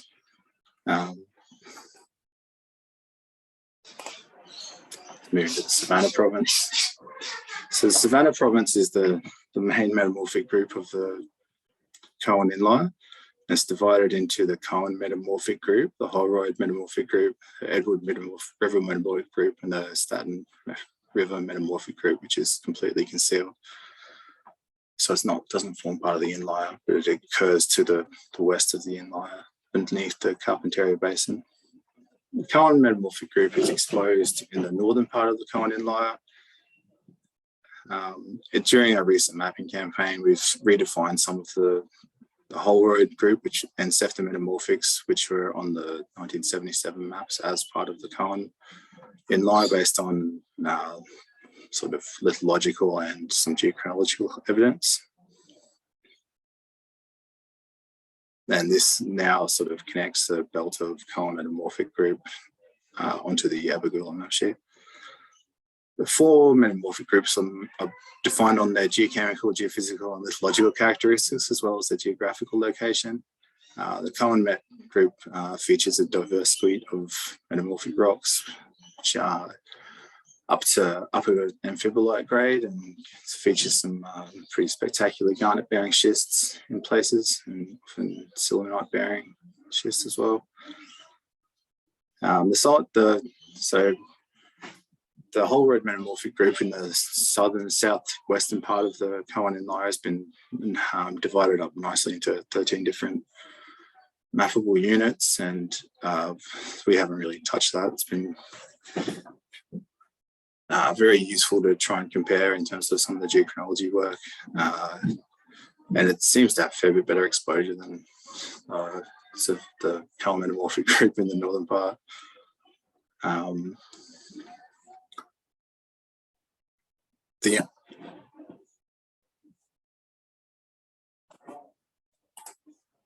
So just move into the Iron Range province. The Sefton metamorphic group, which is a fascinating group of rocks which occur in the northern tip of the Coen Inlier around the Lockhart River area. There's still got the C I noticed on this map as part of it, but I think this is so we've tried to see if these rocks fit into the the tungsten origin initially, because they had previously been mapped as near Proterozoic to Cambrian. They feature a diverse suite of rocks, including some hematized schists, which have characteristics of bentonite formations. So in the new mapping, we managed to use geophysics and some field observation to map out a folded lens of this material, and also some significant portion of mafic rocks as well. So detrital studies in the Iron Range, which we had a reasonably good go at. The youngest significant population we found is a 1780 group of zircons, which is not comfortable or conformable with anything else we've seen in Queensland. There's also quite a lot of sort of late Meso Proterozoic zircon in there as well, which is, again, it's not something we see much throughout Queensland. It doesn't line up that well with the Thompson, so we couldn't find any particular reason to include it in that. There is the similarities in terms of the zircon spectra to some of the things you see in the Adelaide geosyncline, but it would be hard to draw a structure that linked those two things. This is just some photos of the hematite schist and graphitic schist. So there's some drilling done there in the 80s, I think, and Fred managed to salvage that one during some of his early work. So that's been quite helpful for us because the exposure there is extremely poor. This is just a compilation of all the geochronology we carried out during the project. So it's reasonably extensive. It's also includes some of the previous geochronology. This is there's a detrital spectra from the different metamorphic groups we collected. So I was wondering, the top four are all septometamorphics, and the bottom one's a Holroyd. I was wondering why I didn't include any Coen in there, but because none of the samples we collected really managed to yield a significant and meaningful detrital spectra, except for B, which we initially thought was septometamorphics. It's part of the southern part of the septometamorphics. And yeah, based on this spectra and also the field evidence, we've redefined that as part of the Coen metamorphics. So, oops, sorry.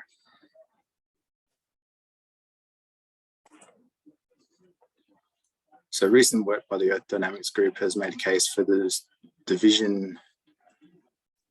So you can see in the bottom sample, that's a composite of the Inlier metamorphics, and it's got a significant component of Archean zircons that we're not really seeing in our Savannah province and Iron Range province samples. I mentioned that we didn't manage to collect any samples of the Newberry metamorphics that we could compare him against. I just thought it was interesting to see how, this is a Nordstrom paper from Nature, I think, and they've used the detrital zircon evidence to try and compare, I suppose, use that to figure out the timing of the separation between the Georgetown Inlier and the Laurentian supercontinent, and they're using that evidence of the Archean peaks from the Wanakee supergroup and the Lower Etheridge group as evidence. So all of the data that we've collected would fall into this post-breakup sort of period, whether it's the SAG phase or like the Inaruni group or the Upper Etheridge group.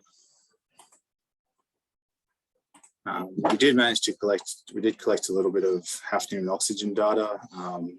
It's sort of been a bit lonely.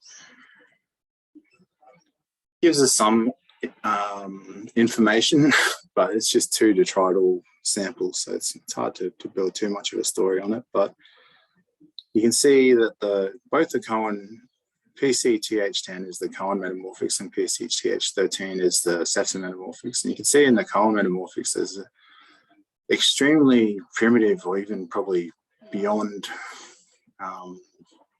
the depleted mantle line there for epsilon hafnium values, and associated with in the mantle zircon field as well. So they are extremely primitive sources that we don't see elsewhere in North Queensland. So it's interesting to think where these zircons may have come from and whether it's related to a Laurentian connection or potentially something that was sticking off the northern end of the Coen Inlier in the Mesoproterozoic. And it's just a comparison with some of the data that's been collected by that Earth Research Group, and even the quite primitive hafnium data from the Georgetown Inlier is not really comparable to the sources that we're seeing in the Coen metamorphics. I just touched briefly on some of the work we've done in the intrusive rocks. This is more Bob's area than mine, but it's quite like the Cape York batholith through the Coen Inlier is very extensive, and there's millions of different units in there. It's dominated by the Kintore supersuite, which is mostly S-type granites, and there's some subordinate I-types in different parts of the Hummer. And yeah, there's the Janet Ranges extrusives in the northern part of the Coen Inlier. I just included a couple of photos there. So Wigan adamelite, which is garnet bearing, which I found fascinating. And some large spherolites there, spherolytic rhyolite, ignimbrite from the Janet Ranges volcanics. So I might leave it there, but just sort something out.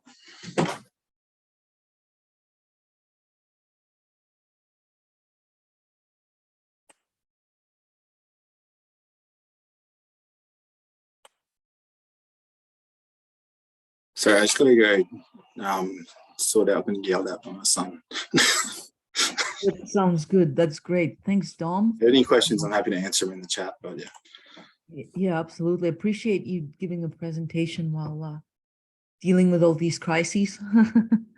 That's great. If there are any questions, type them into the Q&A box. And in the meanwhile, I realized we're actually a little bit behind schedule, which is not unusual for this type of webinar. But we're still within the limits of allowed time. So let's go, let's proceed with our next speaker, who is Peter Brown from Diatreme Resources. I'm assuming no relation to Dom Brown, our previous speaker, but yes, Peter will talk about the high purity silica, which is something I'm really interested in personally.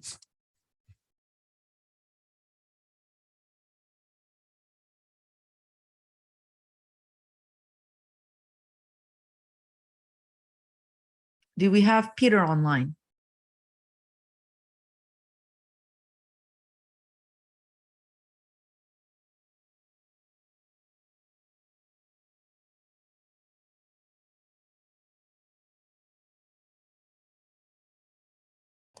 Hello. Hi, Peter. Yes. Our IT service up here in North Queensland is run by pigeons, so unfortunately they fall out of the sky every so often, and so the comms drops out. I'll do my best. I won't put myself on video because that'll just decrease the bandwidth. I'll just share my presentation and start talking to everyone. Not a problem. Yes, thanks. Okay. Sure. So I take it everyone can see that? Yes, we can. Thank you. Great. All right. Oh, hi, everyone. Thank you very much for the invitation to talk. My talk will be a bit different. Our geology is relatively simple. It's probably more about what Mother Nature has done to supplement the geological processes. The photo you see in front is our team of people out hand augering on the dunes. As you can see, it's a rather nice location to work in, beautiful tropical environment. We'll just flip to the next slide, if it'll let me. There we go. Just acknowledging the traditional owners. We work exclusively on Aboriginal land here. So just acknowledging the elders past, present, and emerging for the 13 clan groups who we work with. this project is a bit of a game changer for the Indigenous community, because we're going to have a very heavy involvement. We're currently training Indigenous people in environmental drilling, offsiting, our crews in the field. So it's really a great opportunity to get some upskilling going in this Aboriginal community. The dune you see on the photo there, that's just one of our dunes. In the ground, it's very high purity. Our challenge is more about finding the purest of the pure and then upgrading it through our processing. I'll talk a bit more about that later on. Just a disclaimer, because we are an ASX listed company, every time we give a presentation, it's fairly standard. So we're targeting, I'll start at what we're trying to do here, targeting very long life operations, delivering very high purity sand from a complex of dunes which runs over, it extends around 60 kilometres overall. It's just north of the township of Hopevale in North Queensland, which is just north of Cooktown. We also have great fishing, which is a bonus.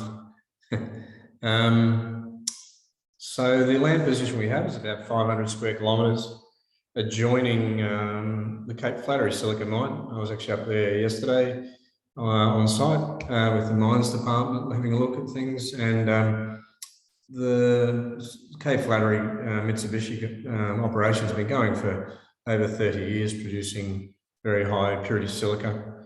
We have great logistics in terms of being able to access the projects. As I've said, premium silica, an existing port facility for export. So if we're going exploring and finding these deposits and evolving them into resources, we want to know that we're able to export them, particularly with a bulk commodity, which is what we're dealing with here. We're on a road where we're transitioning out of being an explorer into a developer, building sustainability into our long-term delivery to our stakeholders and investors. These projects, current reserve for our Galala projects about 25 years, but we think that there's pretty clear evidence of projects here in the 50-year plus category. What does it look like? On the right is a geological map. Very simply, multi-phase Pleistocene dunes, Quaternary alluvium, underlain by Hodgkinson basement and overlain by the Dalrymple sandstones. The geology is that simple. Probably the complexity comes in with the multiplicity of the dunes, which I'll get onto in a second. Example of our exploration on the left-hand side, we have to work in some very challenging environments. We're progressing through multiple swamps filled with crocodiles, which is challenging in terms of geologists getting out and walking through water. They just don't unless they want to get eaten. A lot of drone work to help plan our work programs through areas. We're particularly careful about where we go to avoid high environmental value areas. We're working in proximity to the Great Barrier Reef too. So a lot of attention on environmental right at the exploration phase. We have so much sand up here that we can cherry pick through it, and we have the luxury of leaving behind what would normally be mineral resource and preferentially look at just the highest purity, most easily accessible with least environmental impact sand, and proximity to delivery into export is also a large factor in planning our exploration from day one. Photo on the left there, Unimog, ex-army, repurposed, refurbished, and they are fantastic vehicles, go anywhere in the dunes, so helping to meet some of these unique challenges. There's a drill rig on the right-hand side of the photo. That's how pure white the sand is. When you're out exploring on it, you're a bit like a chicken in a rotisserie oven this time of year. It's very hot. So fatigue management within our exploration teams is a big factor. How did these things form? Glaciation during Pleistocene is effectively eroding the Diatreme sandstone and eventually delivering the dune source. There's a few processes in between. Relatively low sea levels, 120 metres below present, occurred within the last glacial maximum. There were high energy coastal rivers depositing material, and the Diatreme sandstone exposed in the area is everything from sandstone through to conglomerates, and particularly at the base it's conglomerates, and they're just absolutely chock full of quartz pebbles. We ended up with deltaic systems formed on the coastline. Fluctuating sea levels have then resulted in what's effectively a grinding machine.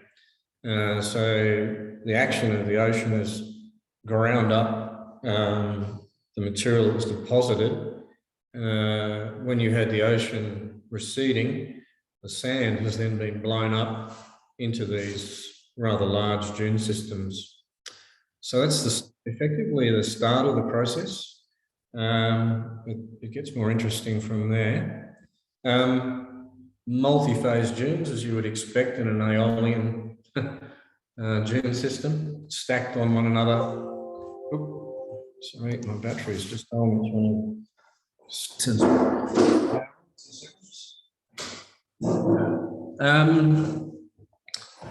Example of one of the dunes there on the left. Below that, you get an A2 horizon and then into a leached horizon. The minerals in the sands, when they're forming in these quite classical dunes, are a mix of ilmenite.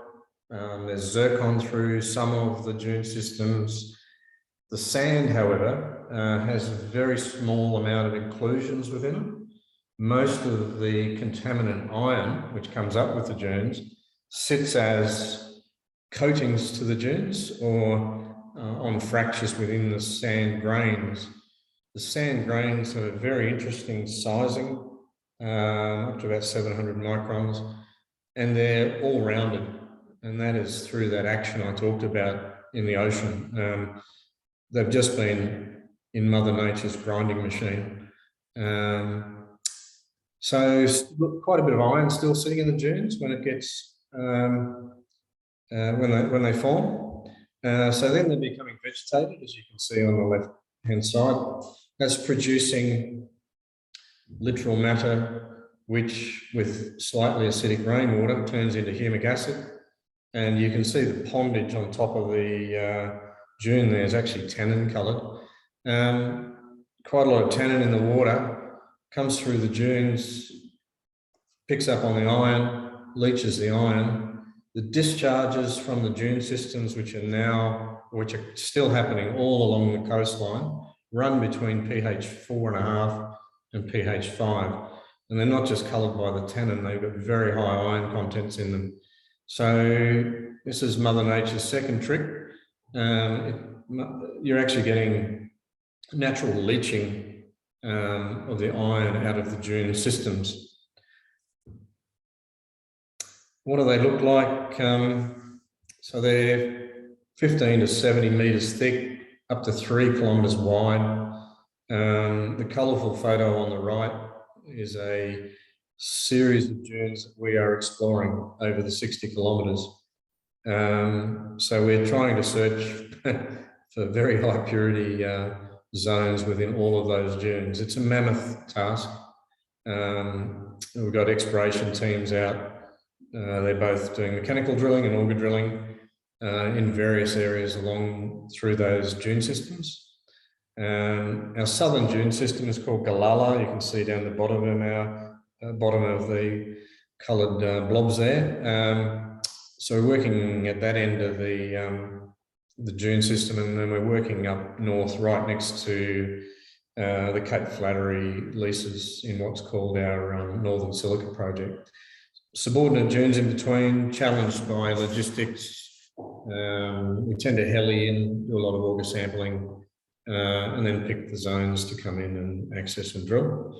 Prior to that, there's a lot of negotiation with the traditional owners in terms of how we access areas, identifying areas of cultural significance, of which there are a lot, and weaving our way through that process with the traditional owners in partnership, guiding our exploration, so we avoid any issues of cultural heritage. The aims are 3 to 5 million tonne production from Northern Silica and about 1.5 million tonnes production from Galala. What enables that? Well, you can see the cross-section and the plan on the left-hand side. That's our Northern Silica resource. You can, and then below is a cross-section. You can see the consistency of thickness. It's just sand from top to bottom. You get slight variations in iron content, ranging from sub 100 ppm out to about 1,000 ppm iron. I'll just move on to some metallurgy to take you to the, talk about our resource volumes first. So in the last 2 years, we've gone from about 47 million tonnes to 200 million tonnes of resource. We're working right now to double that, probably in the next 12 months. It's not hard to come up with substantive resource, given all of the dunes we've got everywhere. So we don't have similar challenges to thin vein gold deposits, where we're incrementally searching out through exploration to find veins. The sand's just there, sitting in front of us, which is kind of nice in one way. Makes it difficult in terms of focusing in on the correct bits. The rest of that's really already talked about in terms of how we progress through our exploration. Bit of metallurgy, photomicrograph of the silica on the right-hand side, high purity sample. It actually has grains in it that look grey. We haven't quite figured them out yet. They're not iron, we know that, but we've got some detailed study work going on at the moment in terms of those darker grains. Doesn't affect the silica quality in terms of its use in the photovoltaic industry. It just doesn't look, it looks pure white when you're standing out in the dunes, but when you get it under a photomicrograph, that grey is through it. It's very similar to what you see in the conglomerate class in the bottom of the Dalrymple sandstones. Down the bottom is high purity product. So our challenge really is at the very top end of the market. We need to get down to around the 100 ppm iron level, and that's got to be consistently delivered, and greater than 99. We're actually doing 99.96 to 97% silicon dioxide in our sample. The iron, or the titanium, is quite low, and the aluminium is quite low, but some of the dunes, and we haven't figured out quite why just yet, some of the dunes have up to 1.5% ilmenite, and they also have zircon. They tend to be in discrete dunes. It may be a factor of just the source of the sand from a particular area out to ocean when the ocean was further out and the sand got blown up onto land. So quite interesting. The base of or the leached base of the sand dunes in some areas is being reworked back over top of the very high purity silica dunes which have already been leached. So that's again Mother Nature doing her work. That's quite interesting seeing the effects of that. It's challenging for us because the stuff with high iron in it on top is not of much interest to us. So we've then got a challenge of getting around underneath that cover material back into the high purity stuff. Our SI2 resource, dune, that's what the dunes look like on the right hand side, very mature old dunes. You also get younger, you also get thinner dune systems, which are far more disturbed than that and have a lot more mobile dunes in them, constantly moving along. Where you get enough vegetation, the dunes become more stable. On the very left of that photo is a swamp. So we're working away from swamps. We don't drill below water table and we don't intend to mine below water table as part of our overall strategies in terms of ensuring environmental compliance. The studies here are not so much around the geology, perhaps. The groundwater systems here are incredible. There's probably multiple PhDs to do here on groundwater studies for hydro geos, but the actual geologic side of the dune systems is relatively simple. Right, Galala. This is what Galala looks like. The hills in the background are actually the Diatreme sandstones. Galala is the white sand you see where the GSSP letters are. To the right of that, on the bottom photo, you can see some of the disturbed dunes I was talking about. Galala is up to 40 metres thick, old, established, stable dune. The dunes to the right are 5 to maximum 10 metres thick, unstable, constantly mobile. The Hodgkinson actually outcrops on the other side of them again. On the right-hand side is our resource map for Galala.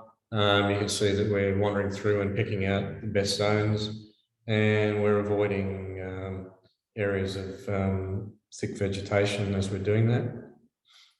The dune at Galala is around 12 kilometres in strike length. We've assessed about 3 kilometres of it. So quite a large resource there, about 34 million tonnes at the moment in reserve, about 75 million tonnes in resource. Just briefly on feasibility. So we have done feasibility at Galala. That photo below is actually a 3D photo looking down on top of Galala, and then you can see the Hodgkinson in the coloured outcrops further across towards Cape Bedford. Produces a lot of money over its 23 to 25 year lifespan. Operating margins each year of around $30 to $40 million. It's a relatively small project. As you can see there, it's about 1.32 million tonnes per annum produced. Up north, we're going to be doing around 5 million tonnes per annum produced. What does the processing look like? It's very uncomplicated. This end of the whole side of things, it's a physical separation, simply goes through gravity, plant spirals, classifiers. The back end of the process, wet magnets, which only remove about 5% of the mass, which equates to 10 to 15 ppm iron or Fe2O3 reduction. That would seem insignificant to some. It's very significant to us because the photovoltaic product brackets from 100 to 115. So if we creep above that, the value of the product diminishes. We've actually acid leached some of this material down to under 50 ppm iron. That goes into high-end products from the silicon chip industry. Our partner in this is Sibelco. They're one of the world leaders in high-purity silica around the world. And we're talking to them about potentials for that, for taking some of this product and upgrading it. As part of that process, we're also looking at doing that onshore in Australia to try and get some more downstream happening in Australia and more jobs input to what we do here regionally in Queensland, rather than just exporting everything we produce. The plant photo down the bottom, again, very simple. It's just a gravity separation plant. The water that comes into the plant is exactly the same quality that leaves the plant. We add a bit of flocculant, we take clays out, we pump that clay-rich water back up to where the mining's happening. We drop it into the dunes so the water can go back into the water table. We actually recirculate about 85% of our water back into the water table, and we reform the dunes as we go and rehabilitate as we go. So it's progressive rehabilitation all the way through the mine life. The reject sand going back in, it's about 150 ppm Fe2O3. The range of the sand that's already sitting there is 100 through to 1000 ppm. So it's kind of a nice project in terms of the development phase, which is a bit beyond the geologic phase, in that we've got no dams, no contaminants. It's a very clean site. The dunes are very easy to rehabilitate progressively. The traditional owners will be heavily involved in that work as well. So it's kind of unique as mineral projects go. What do we do with it? When we do produce a product, we put it on big boats, send it overseas, predominantly to China, although the US is opening up. We're working on the expansion of the Cape Flattery port. That structure you see in the photo down the bottom is currently operated by Mitsubishi. The project we're developing will add to the life of port, and we would be looking to upgrade the life of port with the high purity products that we'd be transporting out. The silica market, at the end of the day, we're going and finding these things because we want to sell them. There is quite a gap in the market, and the world is moving to wind and solar power generation. Queensland Government's just released yesterday a document, a paper on the move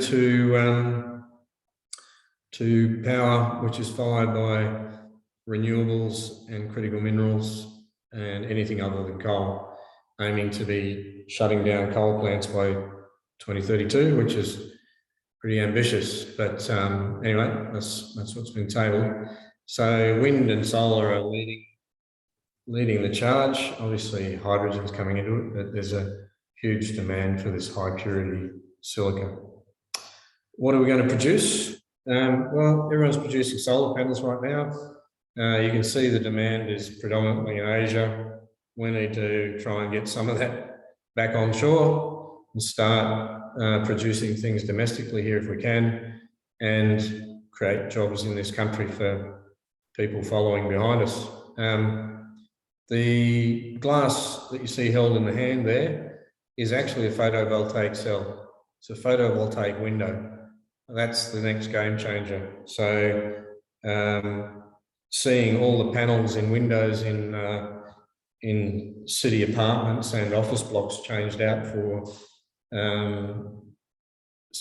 clear photovoltaic cells or windows, it would be fabulous. There's a bit of a way to go in terms of the efficiency of those types of photovoltaics, but the research that's going into it is phenomenal. It is on the way. We're living in an age of incredible change with this type of technology and other battery technologies. What does it do in terms of decarbonising? Just Galala alone produces 3.2 billion solar panels, and that's only 31 million tonnes. We're expecting our resource at Northern Silica to be 10 times that. In terms of equating to CO2 savings, this is in terms of relating it to what would happen if you turn coal off. You could power 38 million houses. I'm not quite sure of the vehicle thing. It always confuses me, but then the tree comment down the bottom is more around how much you're going to decarbonise in terms of not destroying trees. So it is a very important product. You know, it seems simple. It's just white, pure sand, but the results from producing it are a game changer for our global society. And that's all from me. Thank you. Thank you, Peter. That was fascinating. And thank you for changing gears and talking about something not hydrothermal or magmatic or anything like that. I also find it absolutely fascinating that it's all for export. Very interesting. Well, hopefully things will change, that not all your product will be exported. Very good. There are no questions for you online just yet. So let's, in the interest of time, move on to our last speaker, who's definitely not least. And that is my fellow colleague from Sustainable Minerals Institute, Laura Jackson, and she will tell us all about valorization of gold mine waste. Am I the right way around now, Kat? Something like you are correct. Yes. Okay. Thank you. And thank you for the introduction. And yes, last today, but I will try to keep it brief. So a bit of a change of tack and a talk from the research group called MyWatch, which is all about characterisation of mine waste, and a little bit of an older sampling strategy from 2020, but I'll go through that. Of course, any waste talk has to come with some statistics. So here are some, and a nice graphic from the Visual Capitalist. So first talking about waste rock. So 72 billion tonnes of material produces just over 10 billion tonnes of ore, which leaves a staggering 60 million tonnes of waste rock for storage. And then if we think about tailings, which is our other waste product, so total number of tailings globally is over 8,000, and a huge number of 217 kilometres cubed of tailings stored globally, which links to this nice figure here. And these volumes are only set to increase, as everyone knows, due to the declining ore grade and the increased demand in metals.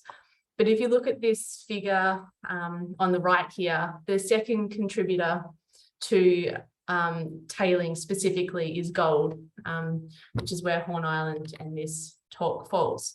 So this work is part of a greater project, a collaboration with the SMI and the Queensland government, or the DR, and global mine waste tailings also, I guess, semi-reflective of what's going on in Queensland. So there's lots of abandoned mines, lots of mine tailings, lots of waste rock to have a look at.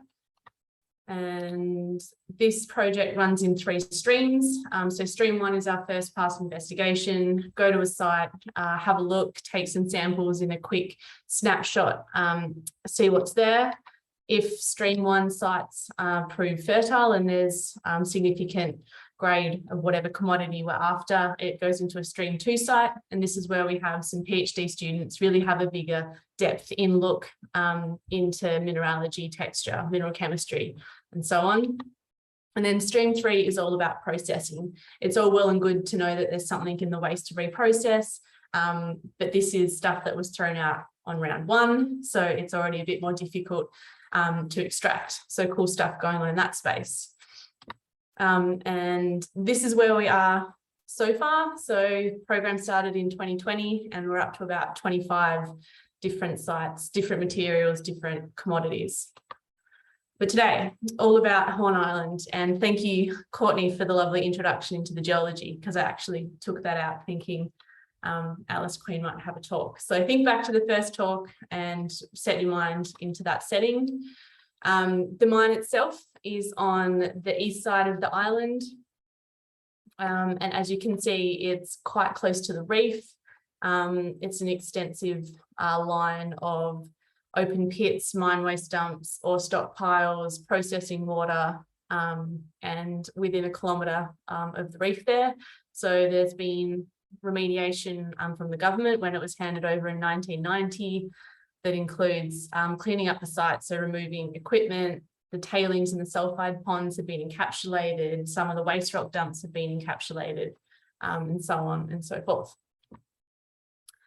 So what did we do? We wanted to sample as much as we could with limitations. So the waste rock dump has been capped. It's also a municipal waste dump for the island. So there we had to go around and find sites that weren't capped and take sort of grab samples.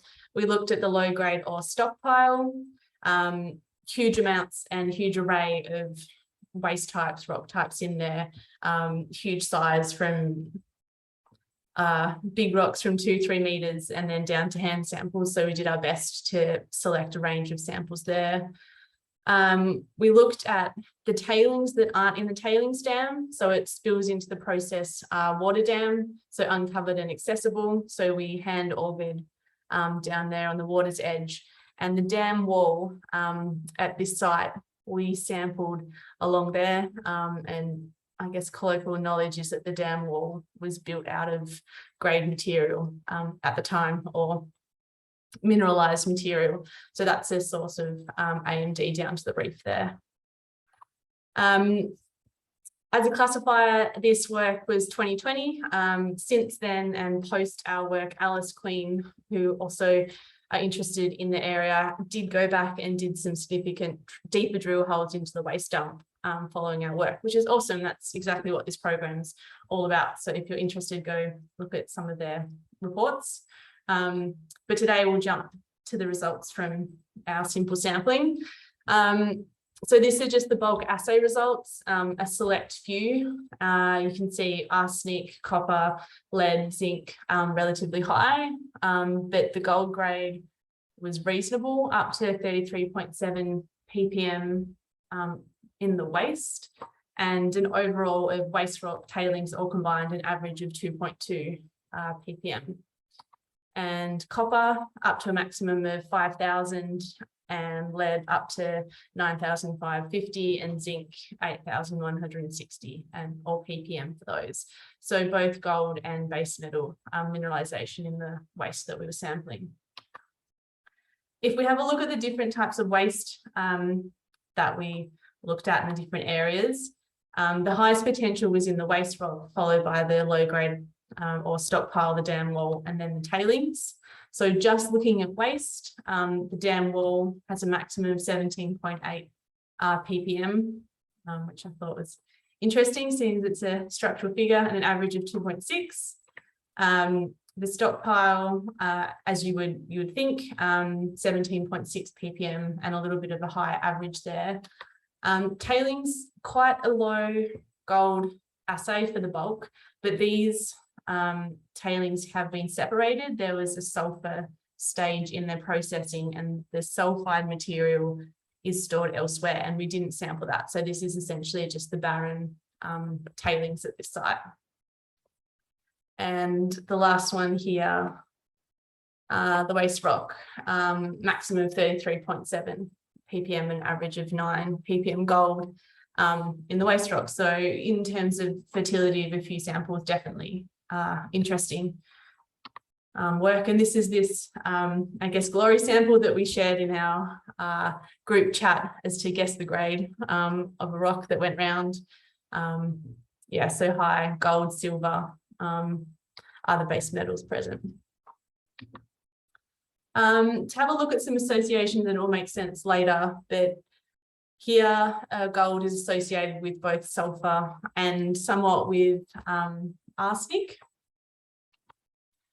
We also do mineralogy as part of our studies, and we find it really important thing to look at if you're thinking about valorisation of mine waste. It's really easy to think about the gold or the silver or the zinc or the cobalt or whatever you're trying to extract, but majority of that sample is actually still going to be left over even if you reprocess it. So understanding the mineralogy is really important. So here, by far, bulk of these are just waste rock and low-grade ore samples is quartz, followed by illite mica, and then you've got pyrite up to 24.8 weight percent, and some arsenic up to about 4% there. We also look at MLA, so we want to understand the mineral texture and associations. In these samples, pyrite is mostly freely liberated. Sorry about the colours. The pyrite here is the green grains. So in terms of processing, it doesn't take a lot to get the pyrite out, but the arsenopyrite on the flip side is quite texturally complex and intergrown with silicate minerals and sphalerite. So in terms of processing, a little bit more difficult to extract.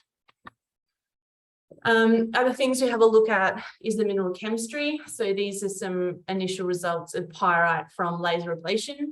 So the two key plot on the left here are the concentration of ppm of the grains in one sample, one laser mount, and the concentrations of a few key elements. And the graph here on the right is an example of a laser trace of one grain in one sample. And here the colors are separate things. So gold here is yellow. So this little peak is suggesting that in this sample and in this pyrite grain, gold is present as an inclusion, as opposed to being lattice bound or bound in another mineral. So this is our way of really checking and assessing where that gold is hosted, as opposed to just looking at the bulk commodity and concentrations. Arsenopyrite grains are a bit of a different story. So again, the concentrations from one sample and the laser trace from one grain. In an arsenopyrite in this site, the gold is both as inclusion and lattice bound. So we're seeing spikes here of gold being an inclusion, but other samples are showing the gold trace in a line with iron and arsenic, suggesting that it's tightly grown within that mineral. So that was a very quick summary, but what are the next steps and what does this, case study and the case studies that we do highlight? Horn Island's a great example of a site that was mined heavily, lots of waste rock, lots of tailings, and quite a reasonable grade, both from the bulk assay and then definitely from the laser studies. It would definitely have gone to a stream 2 site study for us, but fortunately Alice Queen are in the area and they essentially did this work. So their drilling confirmed our initial sampling, which is awesome. This site, as I was saying, the waste rock and the ore grade piles are enormous, and this is an awesome candidate to hook in with some METS companies and look at ore sorting technologies. I was reading a bit from Alice Queen and they have done that. They've looked into TOMRA and their results from their initial studies were positive. And this is where the mineralogy comes into play. So if you can get in touch with these or get these ore sorting technologies on a site like this, they will really help you pick out which parts of these waste rock are beneficial for processing and which aren't. And as we saw by the mineralogy, if you have a site that's over 60% quartz by concentration, then that's a lot of material and volume of barren, non-oxidizable waste that can be used for reconstruction, for road base, for covering waste rock dumps, for building dam walls that don't have grade or mineralization in them. So it's a really valid and important thing to look at. And just really highlighting the value of mineralogy texture to understand, I guess, the importance of processing and the requirements and what would actually mean if someone was to go in and process that material. And out of interest, just to say other sites we've looked at for gold. So Horn Island is our highest, I guess, concentration, and our other is Mount Morgan. And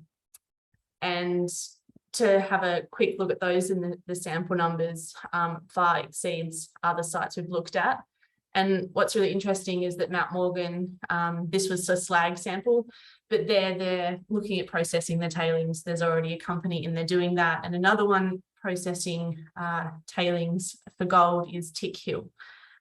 So good case study and a couple of examples of people already doing this. Yeah, and that's all I had. Nice, kept a time for you, Kat. But yeah, thank you to the huge amount of collaborators that go into these projects and this work and sampling. So thank you to everyone listed there. Absolutely fascinating. Thanks so much, Laura. I'm disappointed you didn't mention crocs in the tailings dam. Oh, I know. Yes, it was a peculiar, interesting sampling site of having people look out for crocs as you're augering tailings right on the dam edge. Yes, that was a first for me. First for many, I think. First time I heard of something like that.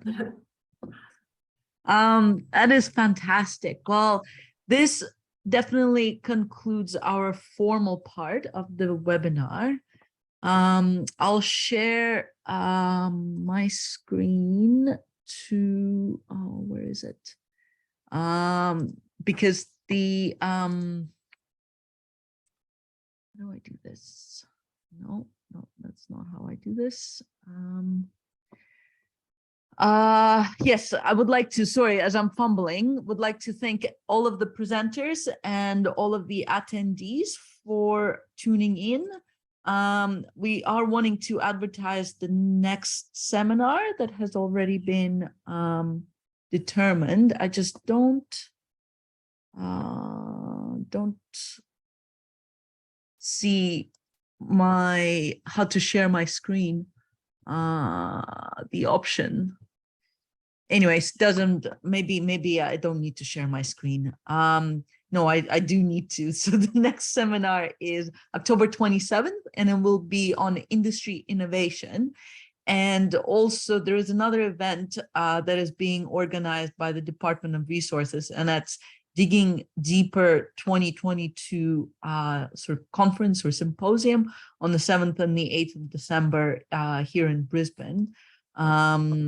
So we wanted to flash a registration code for people to start registering for this totally free event that's going to highlight the work of the Department of Resources.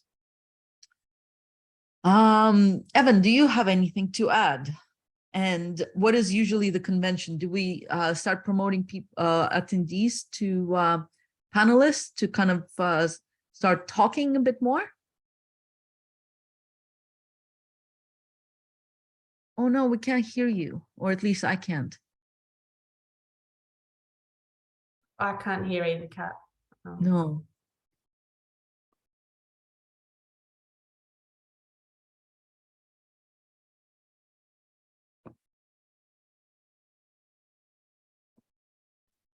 No dice, Evan, sorry.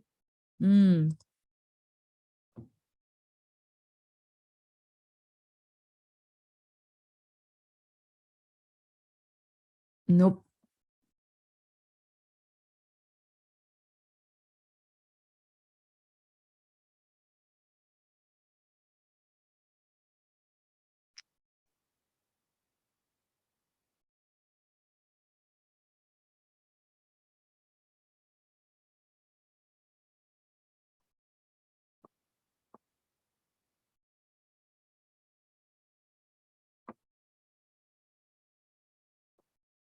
Perhaps write in the chat. I can talk through it if you'd like, Katerina, if you guys Or can you hear me. can talk, Courtney. Absolutely. So yeah, this is just a QR code. So if you want to scan it on your screens now, it'll send you directly to the Eventbrite link for you to be able to register for our Digging Deeper conference. And then also, hopefully the industry innovation webinar, which is next month. So, and give you the information currently at the high level split up of the days. I think the program is still being worked out.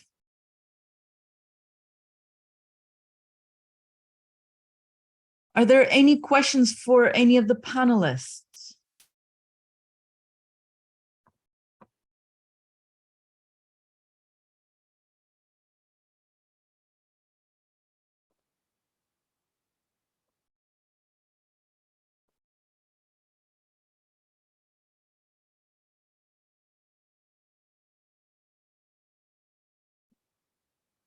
There is a lot of silence, but we are technically at the very end of our allocated webinar time.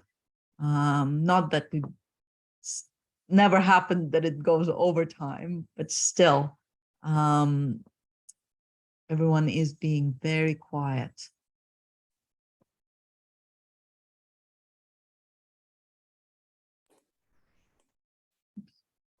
Open questions.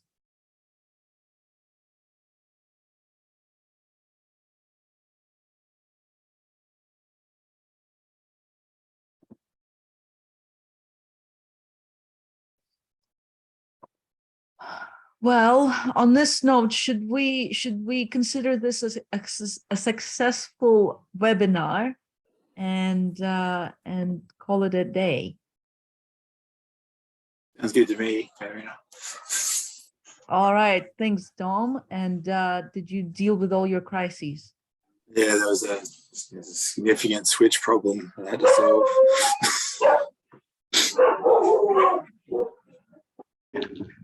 Thank you all. Take care. Thank you. Thanks, Vlad. And thanks, everyone, for fascinating talks. Thank you, everyone. Thanks, Laura. Yeah, thanks, Katerina, and thanks to the GSQ. I think these webinars are fantastic. So